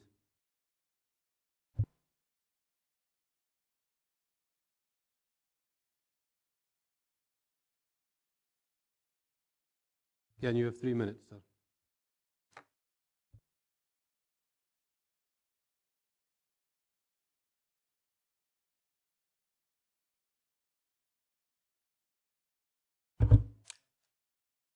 Thanks. Good morning, Chair. Lawrence Wilson, Planning Consultant. On behalf of Annan House Limited and the agents, as Ms Gore, they send their apologies. Annan House are down in London today in business, not able to attend the meeting. Looking at the application, it's a pretty clear application. It hits the planning points. It deals with the matters in question. That is the formation of an access at 3234 Scott Street. I would imagine most of the councillors present today have an access to their dwelling house, and I'd be quite surprised if that were not the case. It's a pretty busy road, Scott Street. It's the main road, an arterial route into Annan. With regards to the dwelling houses, the immediate dwelling houses are varied in designs and styles, and they've decided that it is more important to get access to the rear of the property to take their vehicles off the main road.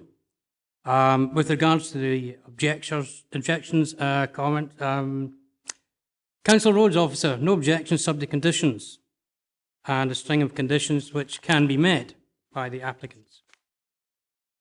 Regarding the demolition of the dwelling house and the information on the vehicular access, only the latter requires a formal grant of planning. That is what the case officer says in paragraph 4.3, and that is correct. It is indeed only the vehicular access that requires planning permission. The application is accompanied by a statement for the restoration of the exposed gable. That will indeed look after the neighbours' concerns and tidy them up. With regards to the foundations, well, that would be a matter for building control and for the applicants to deal with the required issues in that instance. Roads officer's not got any problems. The problems regarding the potential development of the adjoining site, this proposal will have no difficulties at all. It will not conflict at all with the new proposed local development plan in any form or manner. If the council have identified housing sites next door, well, then so be it. If they'd identified industrial sites, so be it. That would be the case. Sir. Thank you, Chair. The issue is that it's a very comprehensive report by the planning case officer, deals with all the objections and recommends that the application be approved. I would hope, ladies and gentlemen, that you would approve the application in accordance with the report. I thank you very much, Chair. I'm obliged to you. Thank you, sir. Any questions? Councillor Ogilvie and Councillor Maitland. Could I ask Mr Wilson, on the plan, the application site is split into two, one in red and one in blue for those that have got colour.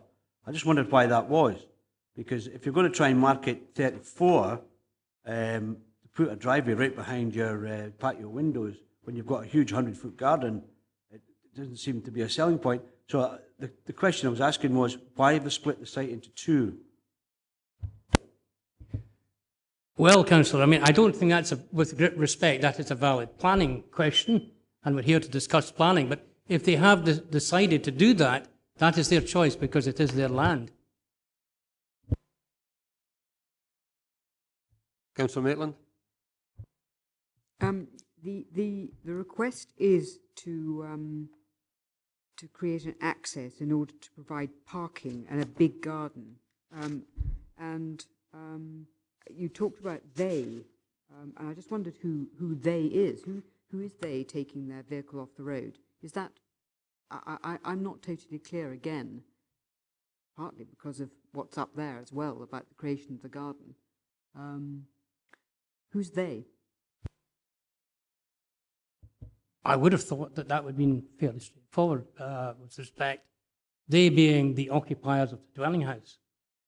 Now, whether they, at the end of the day, occupy the dwelling house and do something else, I have no reason to believe they're doing anything else with the area in blue. I've not been advised accordingly. But I'm not sure the creators of the issue of the question, they being simply the applicants. Any further questions? No? Can you take your seat, sir? Thank you very much. Members, we're in session. Councillor McCautry first, then Councillor McKee. I think it was raised at a previous meeting about perhaps it would be handy to have the roads officers here to ask them some more questions, because following on from what Councillor Ogilvie said and what was said by one of the objectors, it's all very well granting this under planning terms access for two motor cars. But if the roads officer was here, I'd be asking his opinion as to whether he thought that any more than two motor cars on that particular site would be detrimental. And indeed, could we put a condition in? The access is only for two motor vehicles. No. No, in a word. Page 104, you've got the comments of the roads officers there. Because there was no objection, it was not one which we thought was something that really needed a roads officer to be here. There is obviously some degree of tension with this, because when you're removing an on-street space to form an access, then that does remove the on-street ones, but it does provide them off-street. So you've clearly got a view there that they do have sufficient parking and turning facilities within it. I don't think you could reasonably have a condition saying that they could only have 2 spaces. They would have permitted development rights to go and form more spaces in the garden if they so wished. McCautry? Yeah, that's the problem I've got, because if there's a roads officer here, the question could be posed. There's no doubt at the back of some folks' mind that the area hatched in blue will get an application for a house there at some time, which poses other access things. We can only consider this one on its merits, and it also is that the big space behind even the blue space, which gives access to an even bigger site. And I suppose we'd have to go along with this, but I think members are aware that, as far as we're concerned, this is for 2 car parking spaces and nothing else. Okay, can I then have Councillor McKee, Councillor Dick, Councillor Geddes, and Councillor Maitland? Chair, I think if the roads officer was here, I think I'd probably argue well with about losing only 1 space. Probably you're losing 3 spaces on the road, given the width of the access. But we'll ignore that at the present time. Down below that, Royal Borough and Community Council, one of their objections, they suggest that the local development plan talks about the land between Scott Street and Seaforth Park being made available and road connections should be made. Should we perhaps delay a consideration of this application until such time as that was made? Because I think there's a number of us seem to be thinking along the same lines, that we're making a ransom strip here. And whether that's the right way forward or no, I would debate. But if you could give us an idea what your views are on whether we should delay this decision or not. Janice? David? One of you? I'll take it. Suffice to say, we had quite a discussion in the office about this application. We have to treat it at face value. We've obviously noted the representations, particularly those of the Community Council, about future development and its relation to the LDP. We have clearly a history on this site as well, where there was the catalyst proposal. There were, for those in the Annandale and Estelle Area Committee, they will recall it, there were the 2 proposals at the time. The Tesco one eventually went ahead, and this one didn't go ahead. It does seem an awful expensive couple of car parking spaces, I think it's fair to say. But at face value, the planning application, the demolition part could be done with no formal planning permission. So we have a tension there. The only thing that really technically requires is the formation of the access. Now, in pure planning terms, we've got the comments of the roads officer. We can only speculate, and all of us here would be speculating as to the reason for it.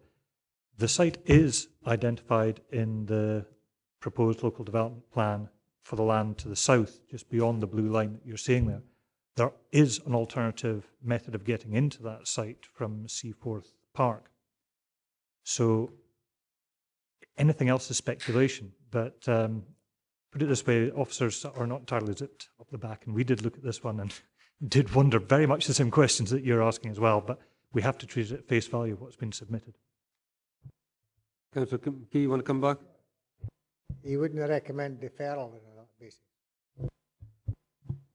I don't think I can, because it's not going to prejudice anything which is proposed in the LDP.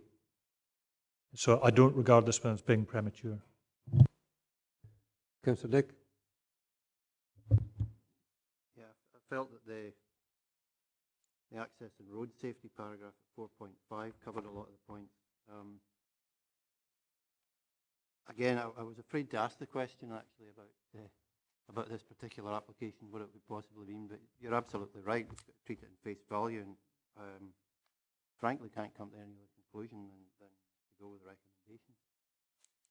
Councillor Geddes? Well, that's fine. My views precisely, sir. And Councillor Dick's moving a motion to that effect. I would be more than willing to second them. Okay, I have a couple other speakers. Councillor Maitland and Councillor Ogilvie, please.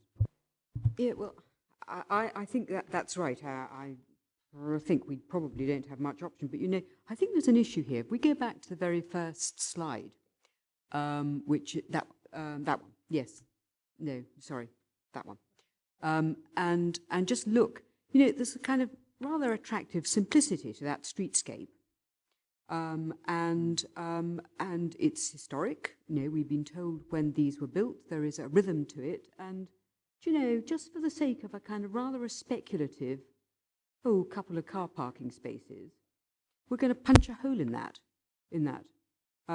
And I don't know what members feel, but I resist that. And if our policies permit people to do that, just as it stands at the moment, just on speculation to punch a hole in a streetscape like that, because it's not listed, or because it's not in a conservation area, or because there hasn't been an assessment made of it, is there a townscape assessment in Annan that would say what this is and actually protect it slightly?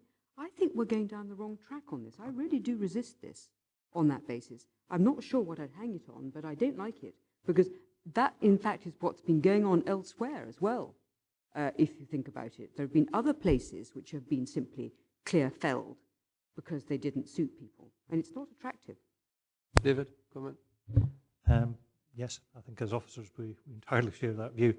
The difficulty is that it isn't listed, it isn't in a conservation area, it is certainly of traditional character and quality. You can see that you're quite right, there is a rhythm that runs along there, that having a hole in it, it's not enhancing it, but because it's not a conservation area, there's no conservation area consent required for demolition, similarly with listed building consent.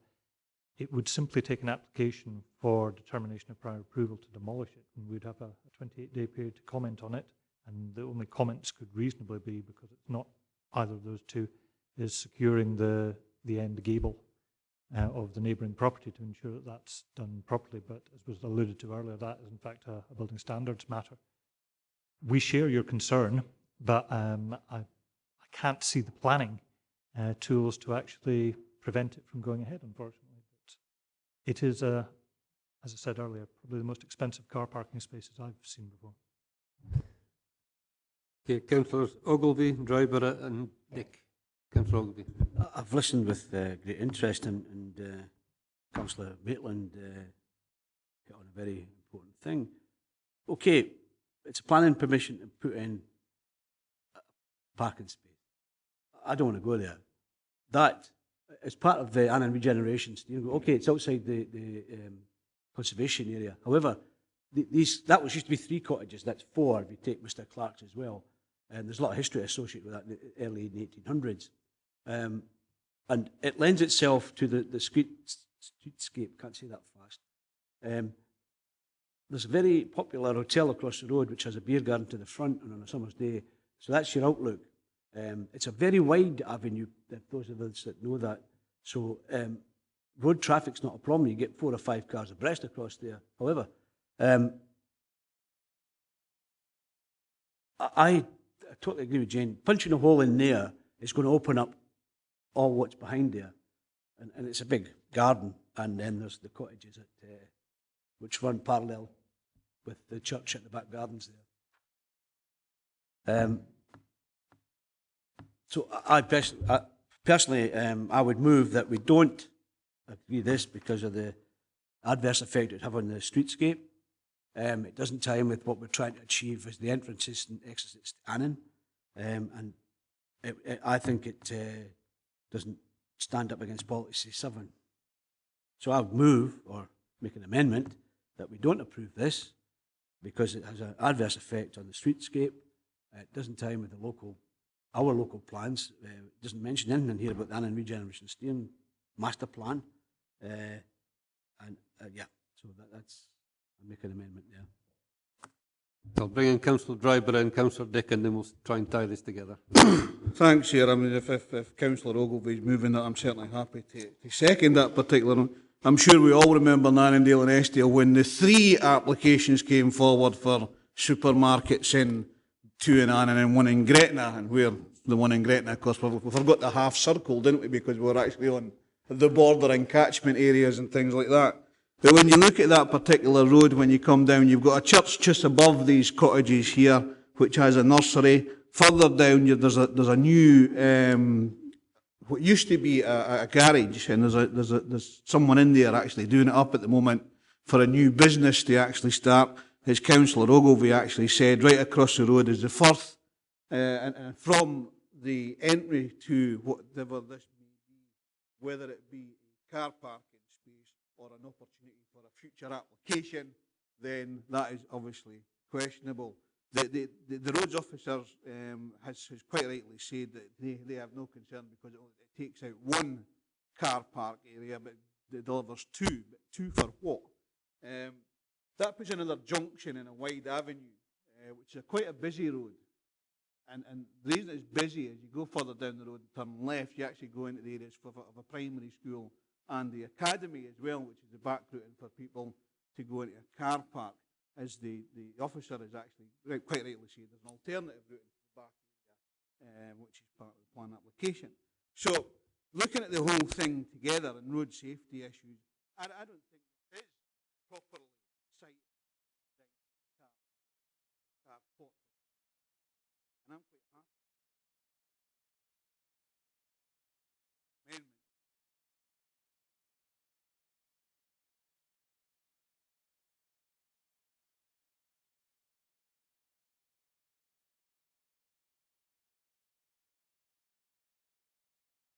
The foundations issue and the gable ends, structural aspects are a matter for building control. They're not planning grounds, but just explain what process would be to ensure that there was no structural problems arose from perhaps lack of foundations or the gable ends. Yes, officer.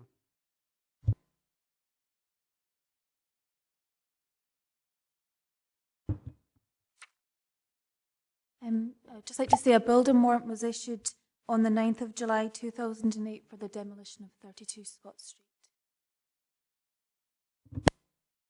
Councillor Dick. Could I just be... Councillor Dick. Could I just be clear that there are that there is a process in place to ensure that there will be no danger of any structural... She's nodding her head, so I presume that means yes. Okay, in which case I move the recommendation. Councillor Ogilvie.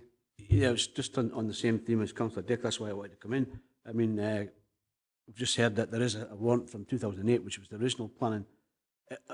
And I read here, and you know, it just fills me with real pride that we say to the guy, Mr. Clark, that lives at 26, don't worry, it's not a material consideration. It'll all be dealt with under a warrant. He's worried that knocking that down is going to affect his property. The bland assurances we've gave him, I don't know what he's had personally, but in the papers it's a building warrant. We'll make sure nothing happens to him. You know, and I don't know what the applicant or the people that's got to knock down the building, what assurances they've given, because I personally wouldn't like to live, I mean, these are old houses, you know, they're cobbled, what is it, cobble and thingy, whatnot, and they usually sit on big sandstone blocks in the ground, if memory serves me right. And so I see it's in the papers that it's not a material consideration, but it fills me with dread that you start digging up that and you don't know what's underneath there, and it's his house that falls down. You know, what assurance can we give if this has to go ahead? That's why I'm against, that's why I put up the amendment, because it just frightens me. Right, I believe we have a motion and an amendment, and the amendment is competent. The motion is to approve the application as per the recommendation set in the report proposed by Councillor Dixon, seconded by Councillor Geddes. The amendment proposed by Councillor Ogilvie, seconded by Councillor Dryborough, is to refuse planning permission due to the adverse effect on the streetscape and the proposal being contrary to local plan general policy 7 and not complying with it. And in regeneration, what's it called, sorry? Master plan. I would urge strong caution in not using that last bit. Okay. Just because it's not a material planning consideration. Yeah. That statement, so I've made that statement. I thought under the local development plan, all master plans had to be taken recognition of.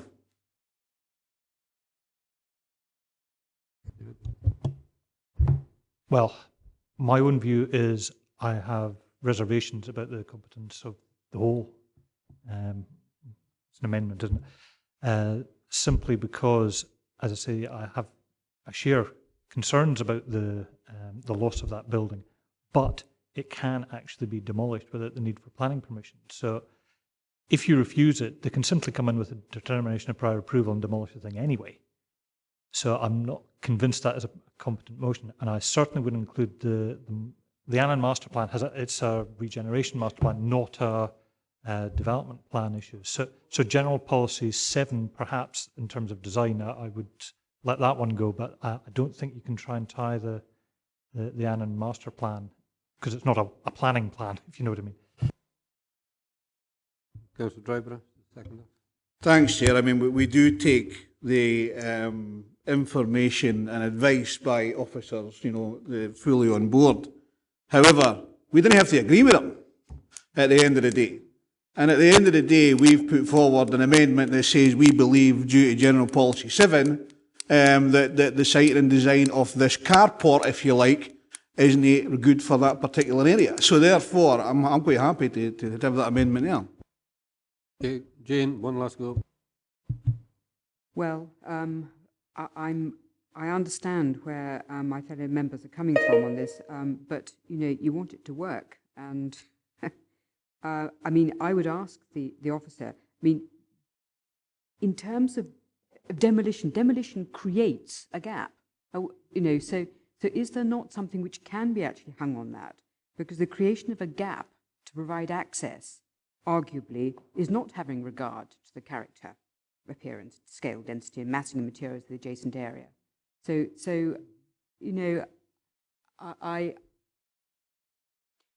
I'm asking members actually to make certain that we give this the best chance of working. Because there is something which really does offend me about simply knocking out a tooth, in essence, in that there. And it's not good. It's not good for Annan to take away its historic attractiveness, and that is one of the streetscapes which I would suggest actually does have that. So I would respectfully request that we make it simple on the amendment, and maybe don't mention the Annan master plan in this one, respectfully. Right, folks, we do have a motion that's competent. What is the exact amendment?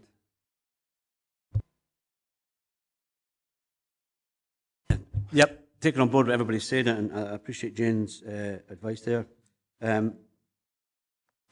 I believe it shouldn't be, we should refuse the planning permission because of adverse effect on the streetscape under Policy 7, siting and design. Through the creation of access. Sorry. Okay, then we go to the vote. Chair. Motion. Councillor Dick. Councillor Driver. Councillor Geddes. Councillor Maitland. Amendment. Councillor McCotry. Councillor McComb. Amendment. Councillor McKee. Amendment. Councillor Ogilvie. Amendment. Councillor Thompson. Abstain.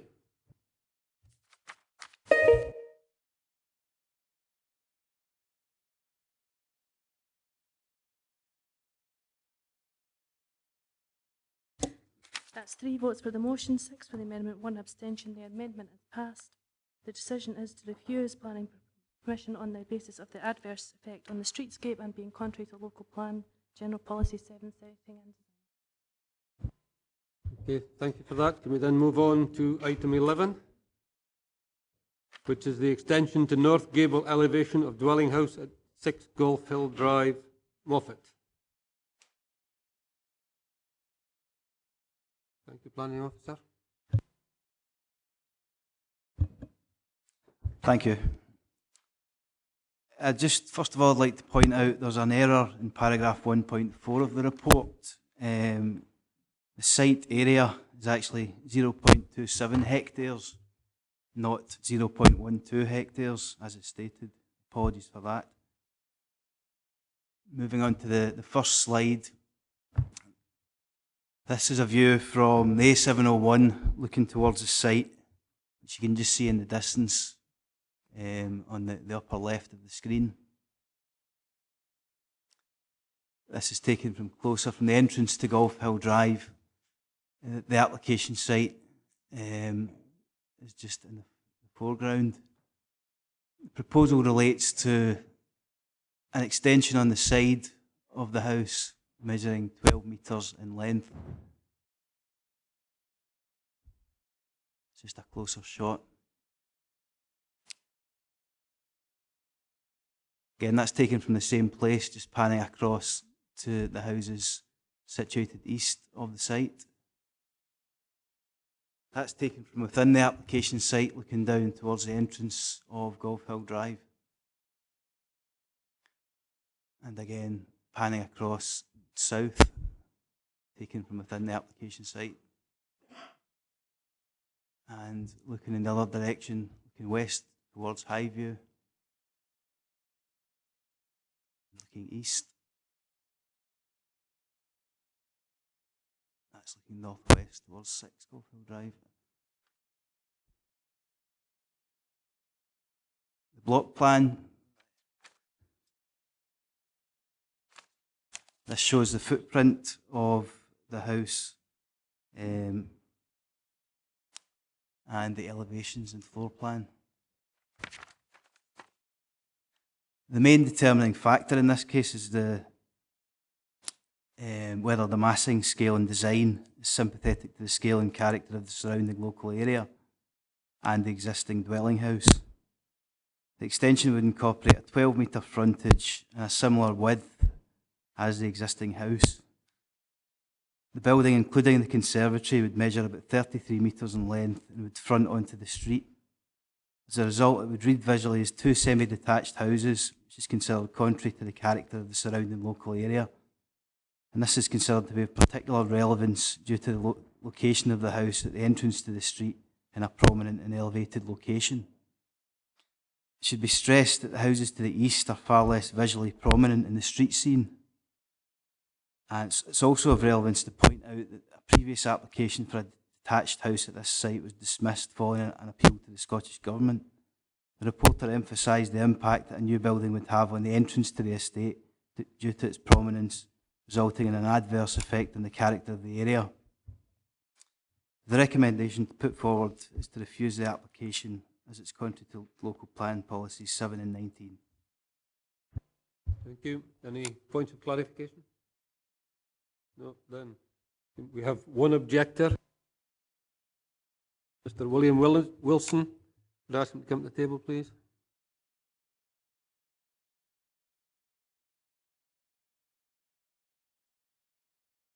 You have 3 minutes, sir.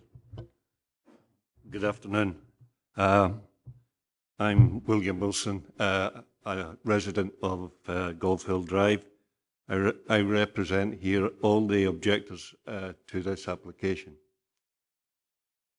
Golf Hill Drive is a semi-rural estate on the outskirts of Moffat. It's categorised by its individual detached houses in large gardens with mature trees. The number 6 Golf Hill Drive is located at the entrance to the estate. 2 years ago, the applicant made a successful application to erect an extension and a detached garage. There was no objections to this proposal and it was duly built.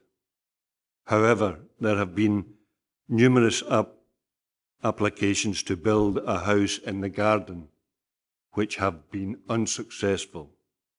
The last application was for permission in principle to build a house in the garden. This again was refused by the planning department and refused by this planning committee. It was then appealed to the Scottish Ministry, who also refused permission. The current application is for another extension to the current building. The proposed plan for the extension has 2 bedrooms, 3 bathrooms, a lounge, a kitchen, a separate dining room, and a study. This, by almost anybody's definition, is a house. I would like just to quote what the Scottish Ministry said in their report. The construction of a dwelling on such a steep site at the entrance to the estate would be particularly prominent, with consequent adverse impact upon the visual amenity and the character of the locality. So I submit that due to the size and design of this extension, it should be refused. Thank you, Mr. Wilson. Any questions? No. You can take your seat, sir. Thank you. I have Mr. Keith Berry, the applicant, now wishing to speak.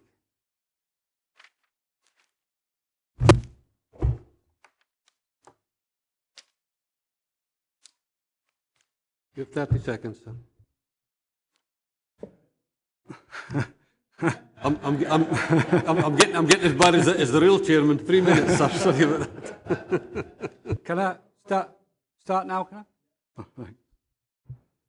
My wife and I bought our bungalow, which is situated on a large plot of 2,725 square metres. The dwelling and the garden were in a bad state of repair, which we have totally renovated to a high standard. We are situated on a small estate consisting of 8 other large detached dwellings, of which 6 are occupied by older couples with no family residing. Most of these have been subdivisions and have had large extensions. The majority of these dwellings sit on smaller plots than ours. Mr. Christie of Underwood, who is one of the main objectors, is being hypocritical because he has had his own bungalow subdivision increased to nearly double its size. The planners also allowed him to remove a large copse of mature hardwood trees to increase his plot size. His action has defaced the rural aspect. The dwelling at number 5 is in the process of having a 100+ square metre extension built to accommodate their elderly parents. Also, iView is another subdivision. It's a 3-storey detached house of a floor area of 240 square metres. This has been allowed by the planners to be constructed on a recently on a 1,050 square metre plot. Initially, we applied for a dwelling to be built on a 1,200 square metre plot on our land. Mr. Anderson, the planning manager, then advised us to move the house further down the plot. So we revised our plans as instructed, but he refused the application. The second application, he told us if we demolished our house, we could put 2 dwellings on. During the last application for a dwelling, myself, David Fallis had a meeting with Janice Kay and David Jinks. Janice Kay suggested we put a semi-detached bungalow on the site, contrary to section 4.6. A semi-detached bungalow would be inadequate as we need the accommodation for ourselves, a granddaughter who we've raised, and other family members who are currently unable to stay as we do not have enough room. My mother is 92 and lives on her own. If in future she needed our full-time care, which is inevitable, we currently wouldn't be able to provide suitable accommodation for her. I would like to point out there's no financial gain here, as we already have a large negative equity in the property. Regarding this application, my architect was instructed by David Jenks to reduce the length of the extension and set it back 300 mm to make it subservient. As instructed again, we amended the plans and resubmitted only to be refused again. On completion of this extension, our home will only occupy less than 10% of the plot. Our house will then compare to the sizes of our neighbours, but will sit on a larger plot. I understand that each application should be dealt with on its own merits, regardless of what's happened before. We feel that we have been greatly let down by the planners with the advice they have given us. Even today, the planners have tried to give the committee the wrong impression by stating on page 1 of the report that the site only extends to 1,200 square metres. Could you wind up, please? But they know the site extends to 2,725 square metres.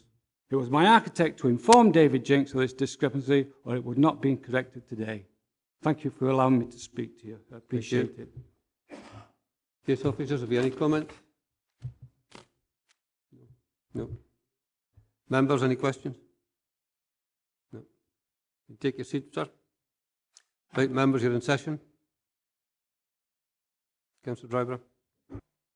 Thanks, Chair. There was a couple of mentions of discussions with planning officers and within the applicants thing there. I'm just wondering if Janice, you've got anything to say on that? Thank you, Councillor. One of the central requirements of Mr Berry is to have 2 houses there. So we've been trying to find a way to resolve that. But the reasons why we're recommending refusal are to do with the way that the proposed houses are being sited, and in this instance, the proposed extension. Now, my predecessor, Mr Anderson, has suggested that the property be demolished and the existing property be demolished and 2 properties be built as a result of that, because then you could redesign the plot to accommodate it. Now, in economic terms, that is not a practical solution, but we were trying to explain to him that where he wished to go, in visual terms, there wasn't the capacity. So that's the history where we've been trying to assist. Now, and also a comment was made in relation to subdivision, in relation to a semi-detached. Now, the point which I was suggesting was that this property which exists without the proposed extension here, if they were wanting to make it into into 2, so that it became a semi-detached property, there might be an opportunity there, but it was not to go into this area because it's a visual impact. So if you look at the grounds for refusal, it's about the impact that any extension in this location, coming back to what's in front of us, would have as you come into the entrance to the estate. So that's the fundamental concerns. Does that answer you? You come back in, Councillor? Councillor Maitland. Almost forgotten what I was going to ask. I was gripped by that. Could we possibly put the block plan, the floor, no, you know, the plan, yes. And there was also one which showed it in relationship to the rest of Golf Hill.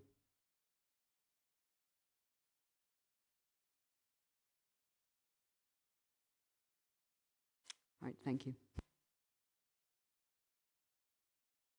Councillor Driver.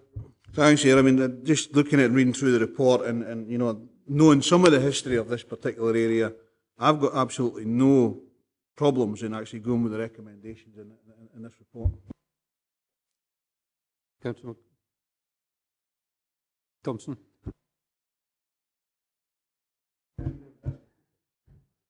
Thank you for the recognition there.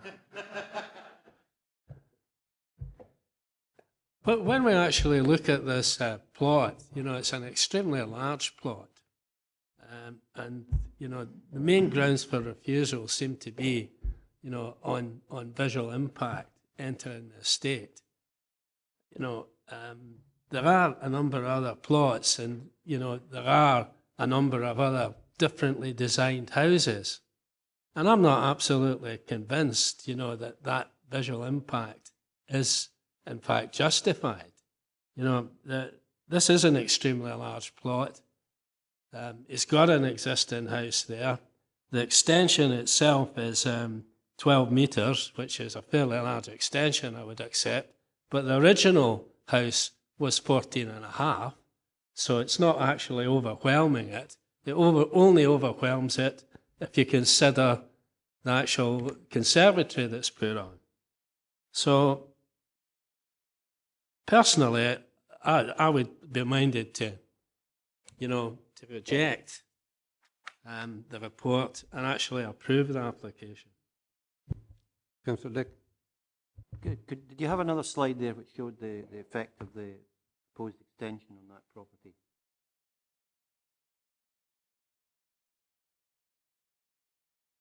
Right, yeah, that one, yeah. Can you go back to the other one, please?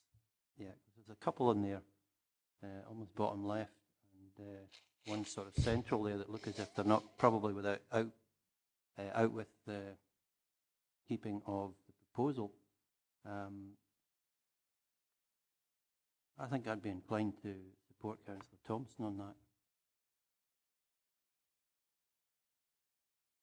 So we have Councillor Maitland and Councillor Ogilvie. Just to tease out a bit more about the visual impact, if that's the main reason for refusal, is there no mitigation, like screening or landscaping that we could, you know, if you drive in there and that's the first thing you see is a house, there must be some way of putting a hedge or, I don't know, some way of mitigating the impact, if that's the only thing that's, if that's the main thing that's a concern. Thank you. I would appreciate if we could go back to the photograph which shows the site back as you come into the development. That's the one. Now, what we're looking at, this is a semi-rural housing development. The key plot as you come into it is this particular site. It's the first one you see. And what is considered is that this is a very large extension, which is extending. So if you could go, if you can keep that image in place, and then we'll go back to the plan which shows where the extension goes in relation to that one there. Now, if you reflect as we came into the estate, and you can see how the extension would go in front of it, and now take the elevation. It's about how you would address that level of extension and the impact it would have as you come into the estate, because as you saw, pretty empty of screening. There's no natural vegetation there, but it's also the levels of the land. How would you ensure that you, as you came into the site, that because it's on halfway up on the side of the hillside, how would that sit? It's in that context that the bulk of mass of that extension, which is almost as big again, would sit in the plot. That's central. So screening wouldn't help me. That's all. Councillor Maitland, did you want in or not? Yeah. Yes, And I then just Councillor wanted to McKee. get, if I could possibly please go back to that slide that we were looking at, because I think that's the key to the whole thing. The original, the photograph.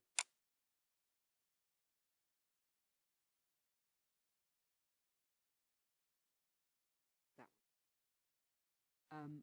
Yes, I see. In essence, what we'd be looking at is that again, which would really, I think, change the whole aspect of what you look at. And I understand what you're saying. No, I'm fine with the recommendation. Councillor McKee. Just, is this piece of land here beside the car, is that? Part of the problem, all right, looking at some of these site plans and everything looks level. But when you get there, it's no level at all. Sometimes the land's just not usable, but to double that size, I think obviously you're going to have an effect on high view, and I think screening is necessarily the answer.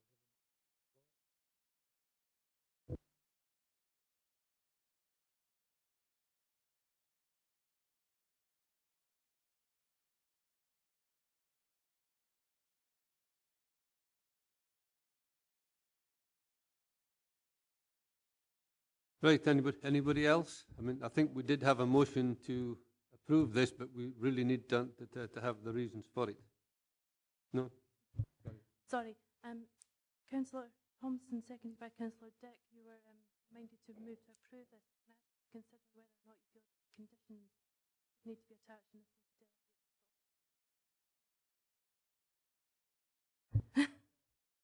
David, do you want? I think the point Paul was making is you've so far just got approve. Is it approved subject to conditions? If so, what? Or are you happy to delegate the conditions to officers to attach as appropriate?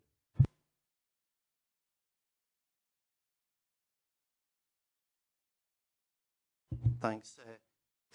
Conditions involving screening and adequate landscaping, would that be sufficient?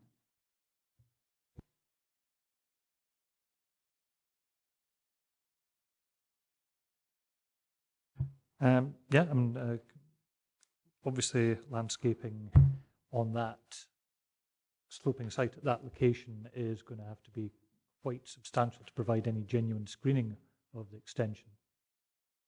Sorry, Janice, you want to say something? Can I add also that this is effectively an annex, and we have standard conditions which we would apply for annexes to ensure that they always stay as part of the main house. Councillor Thompson. So I was just actually agreeing with Mrs. Kay on that, you know, the conditions should be subject to it being a one house and not subject to being sold separately later. Anybody otherwise minded? Councillor Dryburgh. As I suggested before, Chair, I'll put the amendment as we go with the recommendations in the report. We have a motion and an amendment. Can we go to the vote, please? The motion is to approve the application subject to conditions, including that the houses should not be sold separated or sold separately. The amendment is to go with a recommendation and refuse permission. Chair. Amendment. Councillor Dick. Councillor Dryburgh. Councillor Geddes. Councillor Maitland.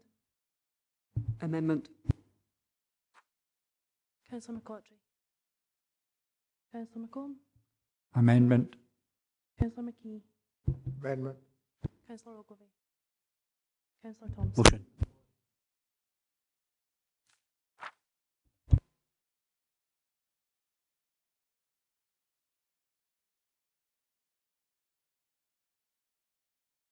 It would be 3 votes for the motion, 7 votes for the amendment. The amendment is carried.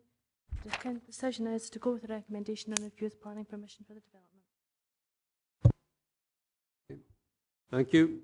Item 12, which is not eligible for speaking, is land to the east of Broomhouses, 2 Industrial Estate, Lockerbie, erection of manufacturing industrial buildings, Class 5, light industrial and business start-up premises, Class 4, formation of vehicular access, groundworks, service road, car parking, landscaping, boundary treatment and ancillary developments. It's just a point of procedure. Could we have a tiny 5-minute leg stretch? Would that be all right, just to get the brain cleared? Would everybody mind 5 minutes? Member, 5 minutes, just a comfort break. Okay.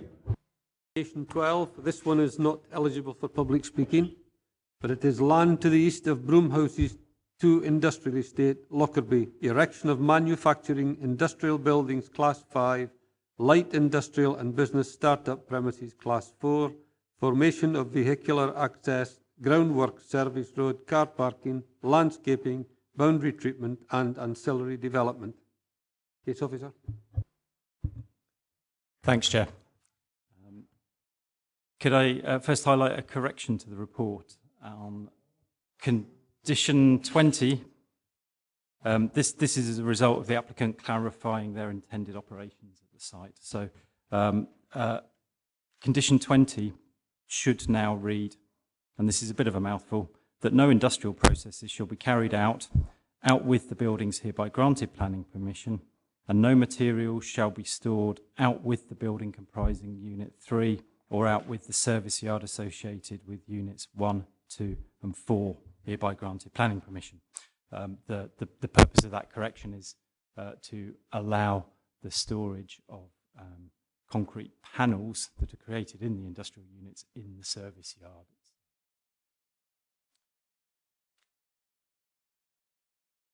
In terms of the history of the site, the application site forms part of a wider allocated site, PMA 2.2, which stretches down south of the application site shown on the picture there to the boundary of the Lockerbie Academy. Just run through the photographs, the plans quickly. You can see that the application site itself is very steeply sloping on the western side of the site, and I'll come back to that shortly. But you can see that the proposed road is shown coming in from the existing industrial estate on the southwest corner of the site and rising up through the steeply sloping land to the industrial units themselves. This is the proposed site layout, again showing the proposed access coming up through a cut and fill in the steeply sloping land. The units to the south east of the site, the two larger units and a smaller unit contained within the service yard. And along the northeastern boundary are the smaller starter units. Centrally within the site is just shown as being an indicative phase 2 of the development, and also shown within the steeply sloping wooded embankment are suds retention basins. I'll come back to that point later. Unit 1, typical industrial unit, as is Unit 2, Unit 3, and Unit 4. This is the existing entrance to the industrial estate. And a reverse view, looking at the existing entrance. And this is standing looking at the existing entrance, and to the left of the building you can see a rather substantial hump in the ground, and that is where the proposed access is formed. Panning left, you can see the wooded embankment, the steeply sloping wooded embankment to the left there. This is standing up on the embankment, looking at where the access will come in, just between the two buildings. And the next photograph pans round to the right, and it gives you an idea of the difference in ground levels. So ground levels have a difference of between 10, 12 metres, something like that, between the existing industrial estate and the proposed industrial estate. You can see in the distance there, centrally on screen, the top of the wooded embankment. Panning right across the site itself. And this is standing up in the northeast corner of the site. You can see the residential development on the far side of the railway line, and the industrial site is on the right-hand side of the railway. Proposed industrial site. This is panning right across the site, and right again, and again you can see that the land forms a plateau with the wooded embankment offering some screening. And this is a closer look at the wooded edge to the site there. And this is a more distant view coming in on the back approach to Lockerbie. And the application site is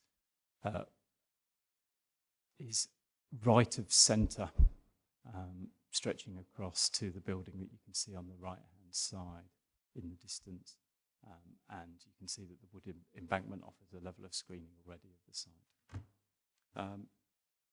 The proposals for an industrial development on a site that's committed for industrial development, there's no objections from consultees or third-party objections, and subject to conditions about the retention of the woodland for screening purposes. The proposal is considered to be acceptable and is therefore recommended for approval. Thanks, Chair. Thank you. Any points of clarification, Councillor Driver? Thanks, Chair. I'm just looking at the map on page 117 of 150, and if you look to the north of the site, that's the road going up to, some also remember actually visiting that site for the extension to PPM, and the railway bridge there. And one of the previous concerns from Councillor Ted Brown when he was here was the wooded area on the left-hand side of that road as you come down heading towards the APR road. Is there any conditions that will look at improving the road in that particular area, or that particular area in itself, so that line of sight could be better for vehicles coming up to the bridge with the traffic lights? You know what I'm talking about? Okay, thanks, Chair. This application itself is self-contained to the application site and the access through the existing Broomhouses West site. It's not intended to be accessed at all from the northern road, and therefore we haven't got any conditions relating to improvement of visibility from that from that side. There are conditions relating to the existing screening vegetation that's along that northern boundary there, and they're requiring the retention and reinforcement of that screening belt, but there's nothing in respect of Any other questions? We're in session, and members, I'm quite happy to actually recommend that we accept this. Good news for Lockerbie. Anybody got any questions or otherwise minded? Councillor Driver?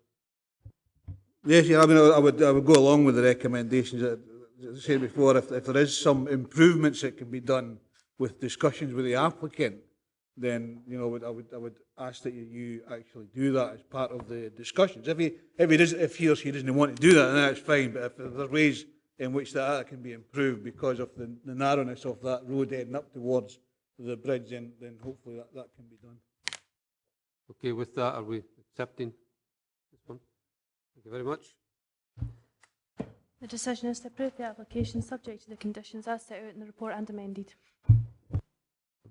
Item 13 is a consultation by neighbouring planning authority, Glenapp, Lowmark and Wee Leith Hill, south of Ballantrae, South Ayrshire. Consultation by South Ayrshire Council regarding planning application for the erection of 14 wind turbines, permanent meteorological mast, 5 temporary analysis masts, substation, control and temporary construction compounds, formation of access tracks, hard standing and 3 borrow pits and associated landscaping and other works. Case officer.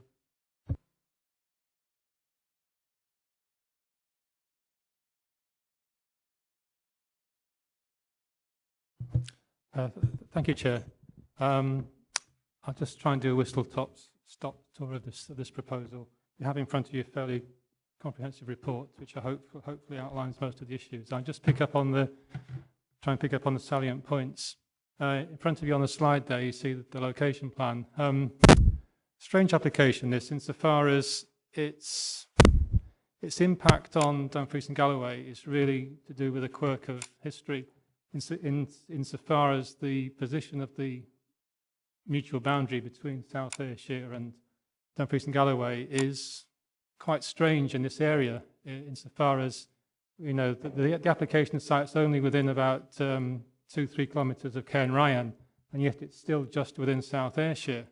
Whereas, for all intents and purposes, I don't think I'm wrong by sort of coming to the sort of general impression or the view that as soon as you sort of reach the summit at Glenapp, travelling from Ballantrae down towards Stranraer, you start to feel as though you're in Dumfries and Galloway.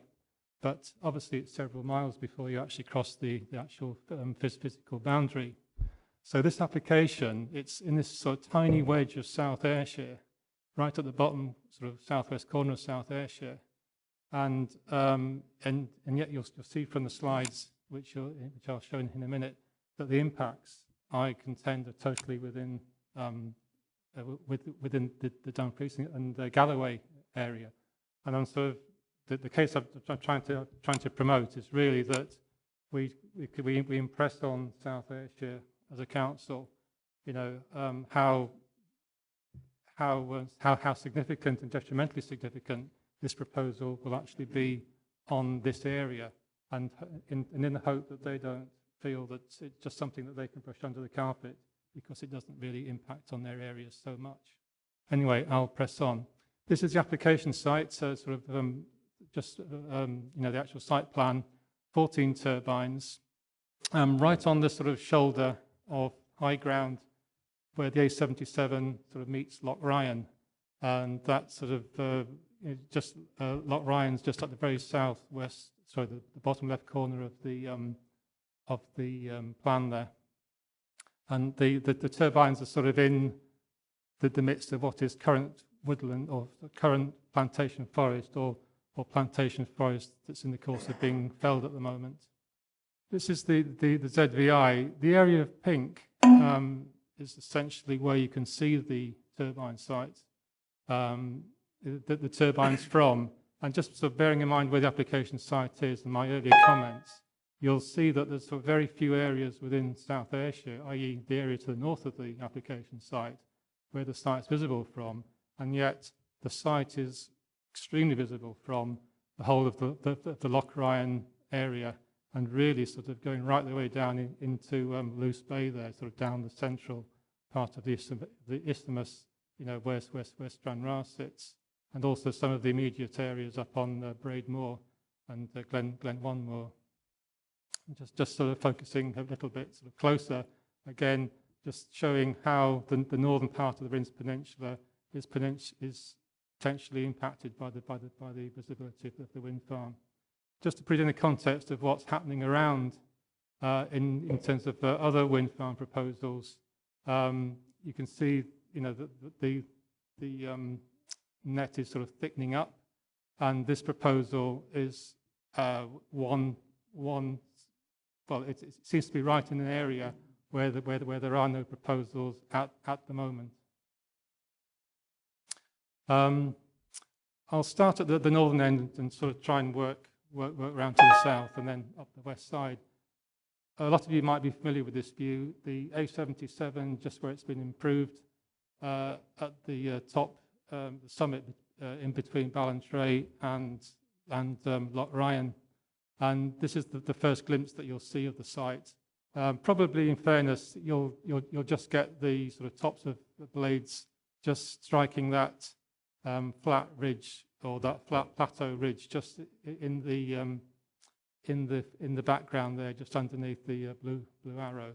A little bit further up, obviously, as you just descend into Glen Ap, you'll start to pick it up a little bit closer and a little bit closer again. Halfway down the road into Glen Ap, there's a window in the side of the trees. You'll get a fairly good glimpse of the sort of turbine tips there. In the valley bottom, maybe not such a good view there, because the turbines are actually scrolled round slightly towards the left of the ridge, and the actual sort of top of the slope actually would partly deflect the views. But if you actually, if you park the car in the lay-by and actually got out, you would actually still see the turbines. Access to the site, two accesses proposed. One, secondary access, just by means of upgrading this track, just near Glen Ap Church, and the other one, just a bit further down, which is the one currently used by the forestry traffic, just by the kennels and cattery, which some of you might be familiar with as you pass along the A77 there. This is the access up into the site, and this is where the main turbine and the heavy loads would actually be carried through and up into the site. Just to show you that the reciprocal view, once you've sort of mounted the access, again showing the views down into Glen Ap, where the previous photographs were just taken from, thereby indicating the degree of mutual visibility in both directions. And this is the nature of the application site at the moment, being partly felled forest and partly forest about to be felled. This line is actually one of the first rides within about sort of 700-800 meters of the break-in slope, and this is where the turbines, the first row of turbines, would actually be sited along. So there is this sort of setback from the plateau edge, but because of the very height of the turbines, i.e. the sort of sorry, forget the height, it's 126.5 meters high. Because of the very height, they would still be visible from the points I've previously mentioned. Also, the reciprocal views, and this will sort of come in later. That's the northern tip of the Rhinns there, and you can see how close that is across the mouth of Loch Ryan. Also, something to bear in mind is that this is the Loch Ryan coast path, which links into the Ayrshire coastal footpath, sort of crosses just by the site, or just along the edge of. So there's sort of some passive tourist interest as well. And the Ayrshire coastal footpath actually spirals round and into the hills in the back of the view there. So there would actually be quite significant views from that back towards the wind farm site. A little bit further along the coastal footpath back towards Stranraer, just on the plateau edge. This is almost immediately above the Stena new ferry port. the turbines would all occupy that skyline underneath the blue arrow there. And this gives you an indication, because I put the previous picture in because I wasn't sure how these images would actually reproduce on the screen, but you can see there the impact from broadly that same viewpoint. You know, the wireframe in the middle and the montage at the bottom show the turbines visible there. Going around again, from Stranraer Harbour, this particular view, the picture doesn't pick it up well, but the wireframes do. And even you know, this is something that should report harps on is the fact that all settlement on the shore of Loch Ryan actually looks out at the loch and also towards the land on the other side, i.e. towards this wind farm site. You can see from the wireframe at the top there how the turbines actually start to dominate. A little bit further round at the back of Stranraer, at the old Port Road, the old military road, again with a bit of elevation, the turbines become even more prominent. Just typical viewpoints I've picked out here from Solburn Bridge, just by the garden centre. Again, there's the hillside, you know, quite prominent. A little bit further round at Wig Bay, once again, getting quite prominent in the view. From the car park, again, the images actually come out a bit better than I thought here. You know, the wireframe at the top in particular picks out the impact.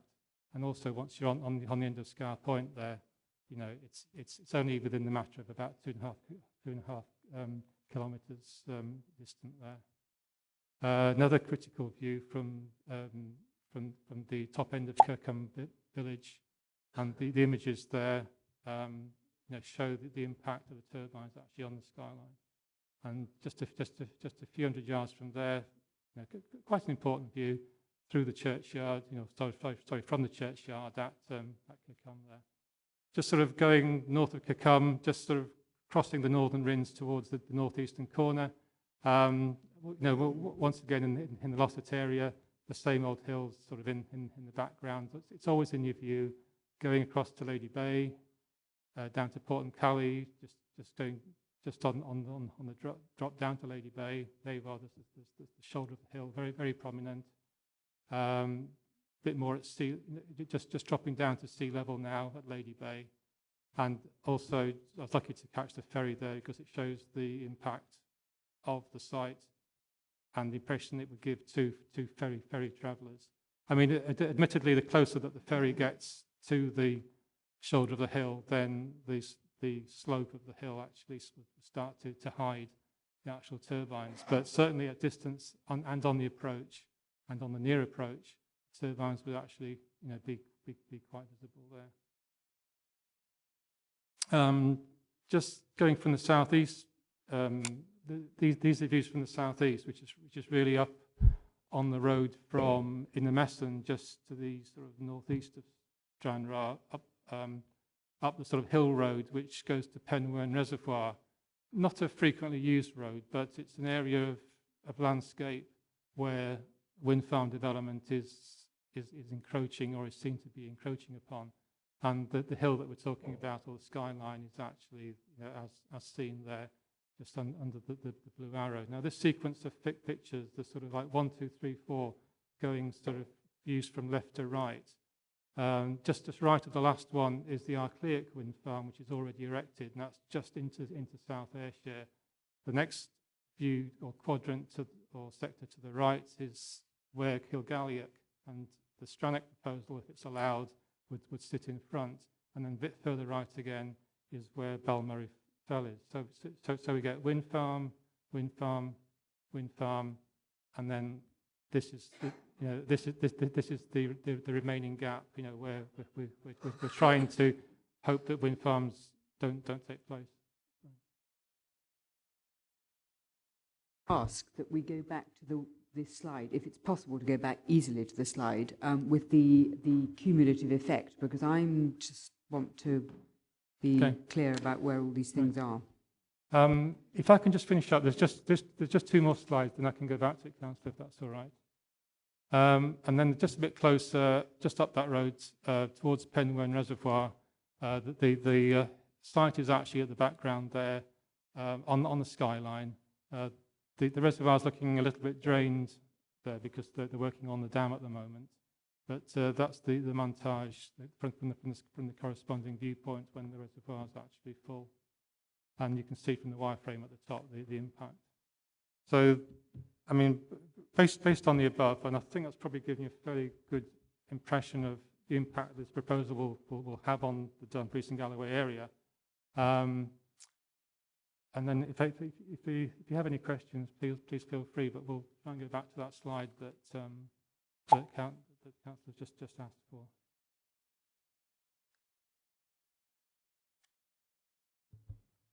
After Councillor Maitland, Councillor McKee, after Councillor.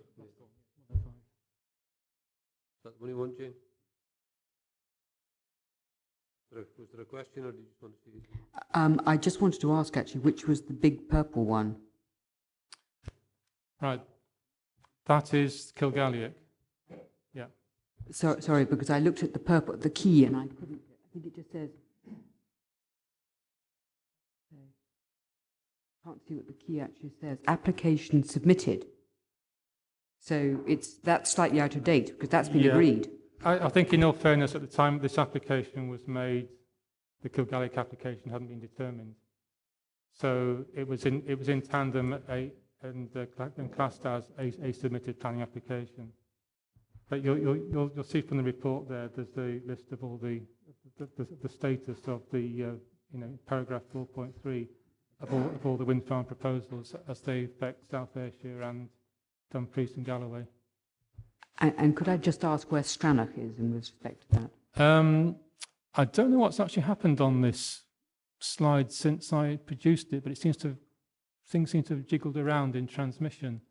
Stranach should actually just be to the immediate west or left of Kilgalliack, and immediately south of Arcleac, which is the sort of blue outlined, slightly curved shape, just to the northwest of Kilgalliack. So it's actually to the immediate west of Kilgalliack and to the immediate south of Arcleac. I'm sorry for the error that's been made, but certainly when it left my desk, the map was in order. So what we're saying is that there is another one in there. There is another one effectively in that sort of gap, which we appear to see at the moment, yes. And that will be coming before you in the months ahead. Councillor McKee?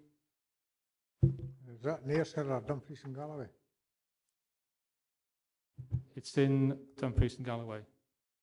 The only chance I got in Ayrshire Council saying, hey, I'll buy that land off you for £1. Because they're coming too far down. I don't think there's much to do about that. Accumulative impact, I think it's where am I? 2.3J.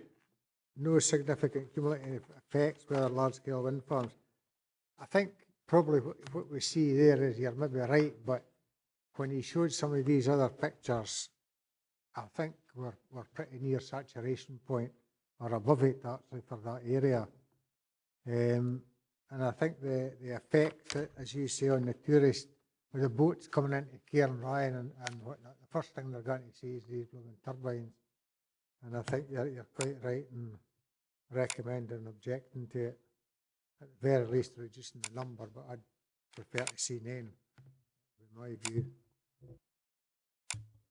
Councillor Dick? Yeah, when we're talking about cumulative, you put a lot of emphasis on the effect of the North Rins and the Loch Ryan area. Now, if you're on the North Rins, as far as I'm aware, if this one goes ahead, you'll be able to see it to some extent in the middle distance. The only other one you can actually see from there are the 11 turbines of the North Rins wind farm. So I'm certainly not convinced it's overdevelopment there, because if you're looking at the other side, when you take the Bar Hill Road towards Girvan, there's only a limited amount you can see of those major fields going up through Ayrshire. So I have no problems about making those recommendations to South Ayrshire Council, but I wouldn't go as far as to say it's going to have a dramatic effect. We're looking at only 14 there. We've already got 11 in a much more prominent position on the North Rins. These ones are to some extent shielded, so I'd be a little circumspect in making a major objection. Councillor Cohen. Here, just one or 2 points. The slide which showed the plateau level from Stranraer Harbour, according to my calculations, these turbines will be about between 60 and 65% the height of the plateau level. So they will certainly be noticeable from Stranraer. Also, the fact that they're putting them on a plateau, there is absolutely no backdrop of high ground behind them. You know, they will be skylined from much of the area around Loch Ryan. You also showed the turbines at Artfield and Balmurray. These particular turbines will be about 45 metres higher than Artfield and Balmurray. So it is, in fact, it is impossible to hide them. Thank you. Any other questions, Councillor Ogilvie? Yeah, I wish we'd get this cumulative effect and graphics like that when we're looking at our own area, in aviation area, because we have to put these things in the context. I've been consistent with what I said before. There is a point when you need to look at cumulative effect. So I'd beg officers, when they're coming forward with the one that's going to be determined in Dumfries and Galloway, we get that sort of information. If you look at the page, or 4.3, and these are just the ones affecting the Glen App proposal, so these are the ones down that end. That's quite a huge number in Dumfries and Galloway compared to Ayrshire. And Ayrshire said, we'll stick it over that hill there. It's not in our area, which you sort of hinted at. But can we not do that to Cumbria? No. The serious question was, we get all the visual impact. Who gets the energy? I take it goes into Ayrshire. Or into the grid. Or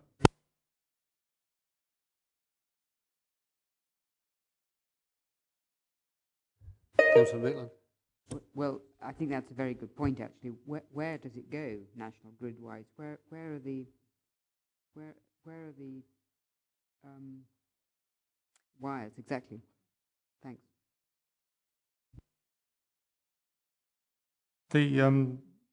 The applicants have made it clear that the grid connection will form part of a separate application or separate procedures should they be successful in gaining planning permission.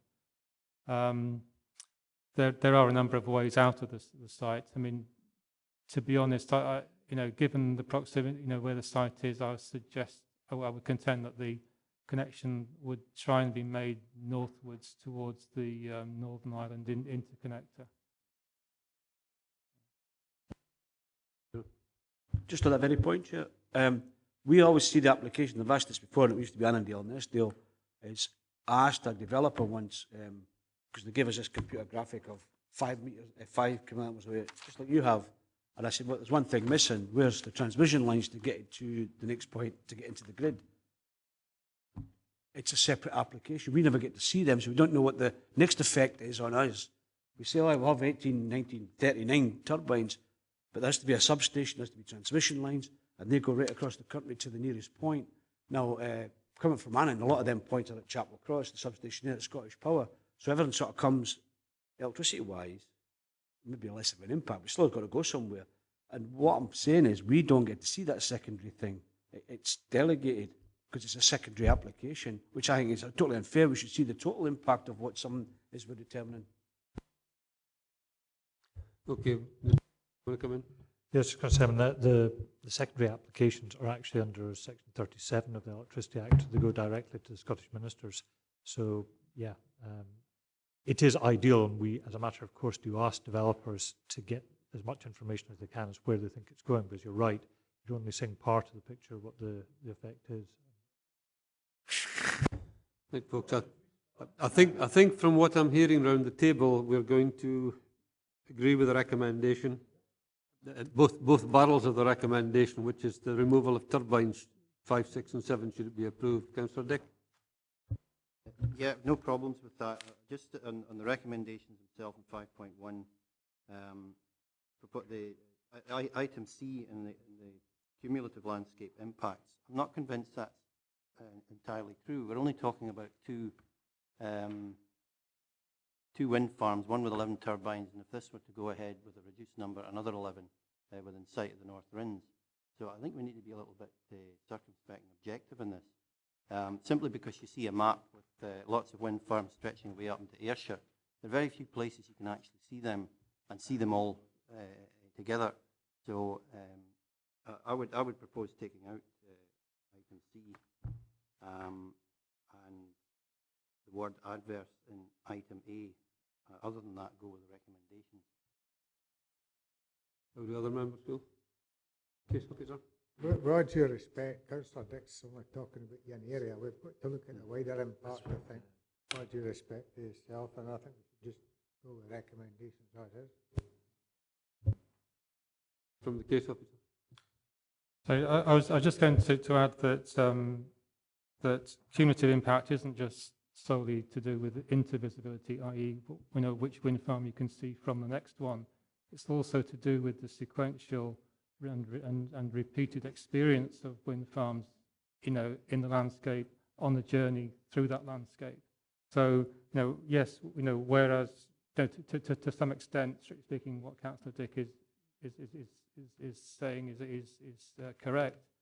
But very, very, very quickly, as soon as you're just a few more miles down the road, you'll see the next one, and then the next one, and the next one, and then if you look back, you'll perhaps see all the ones which you passed. But from certain views in Stranraer alone, yes, from what you said, might strictly be correct. But it's this sort of general impression which you get, or this general experience in the landscape of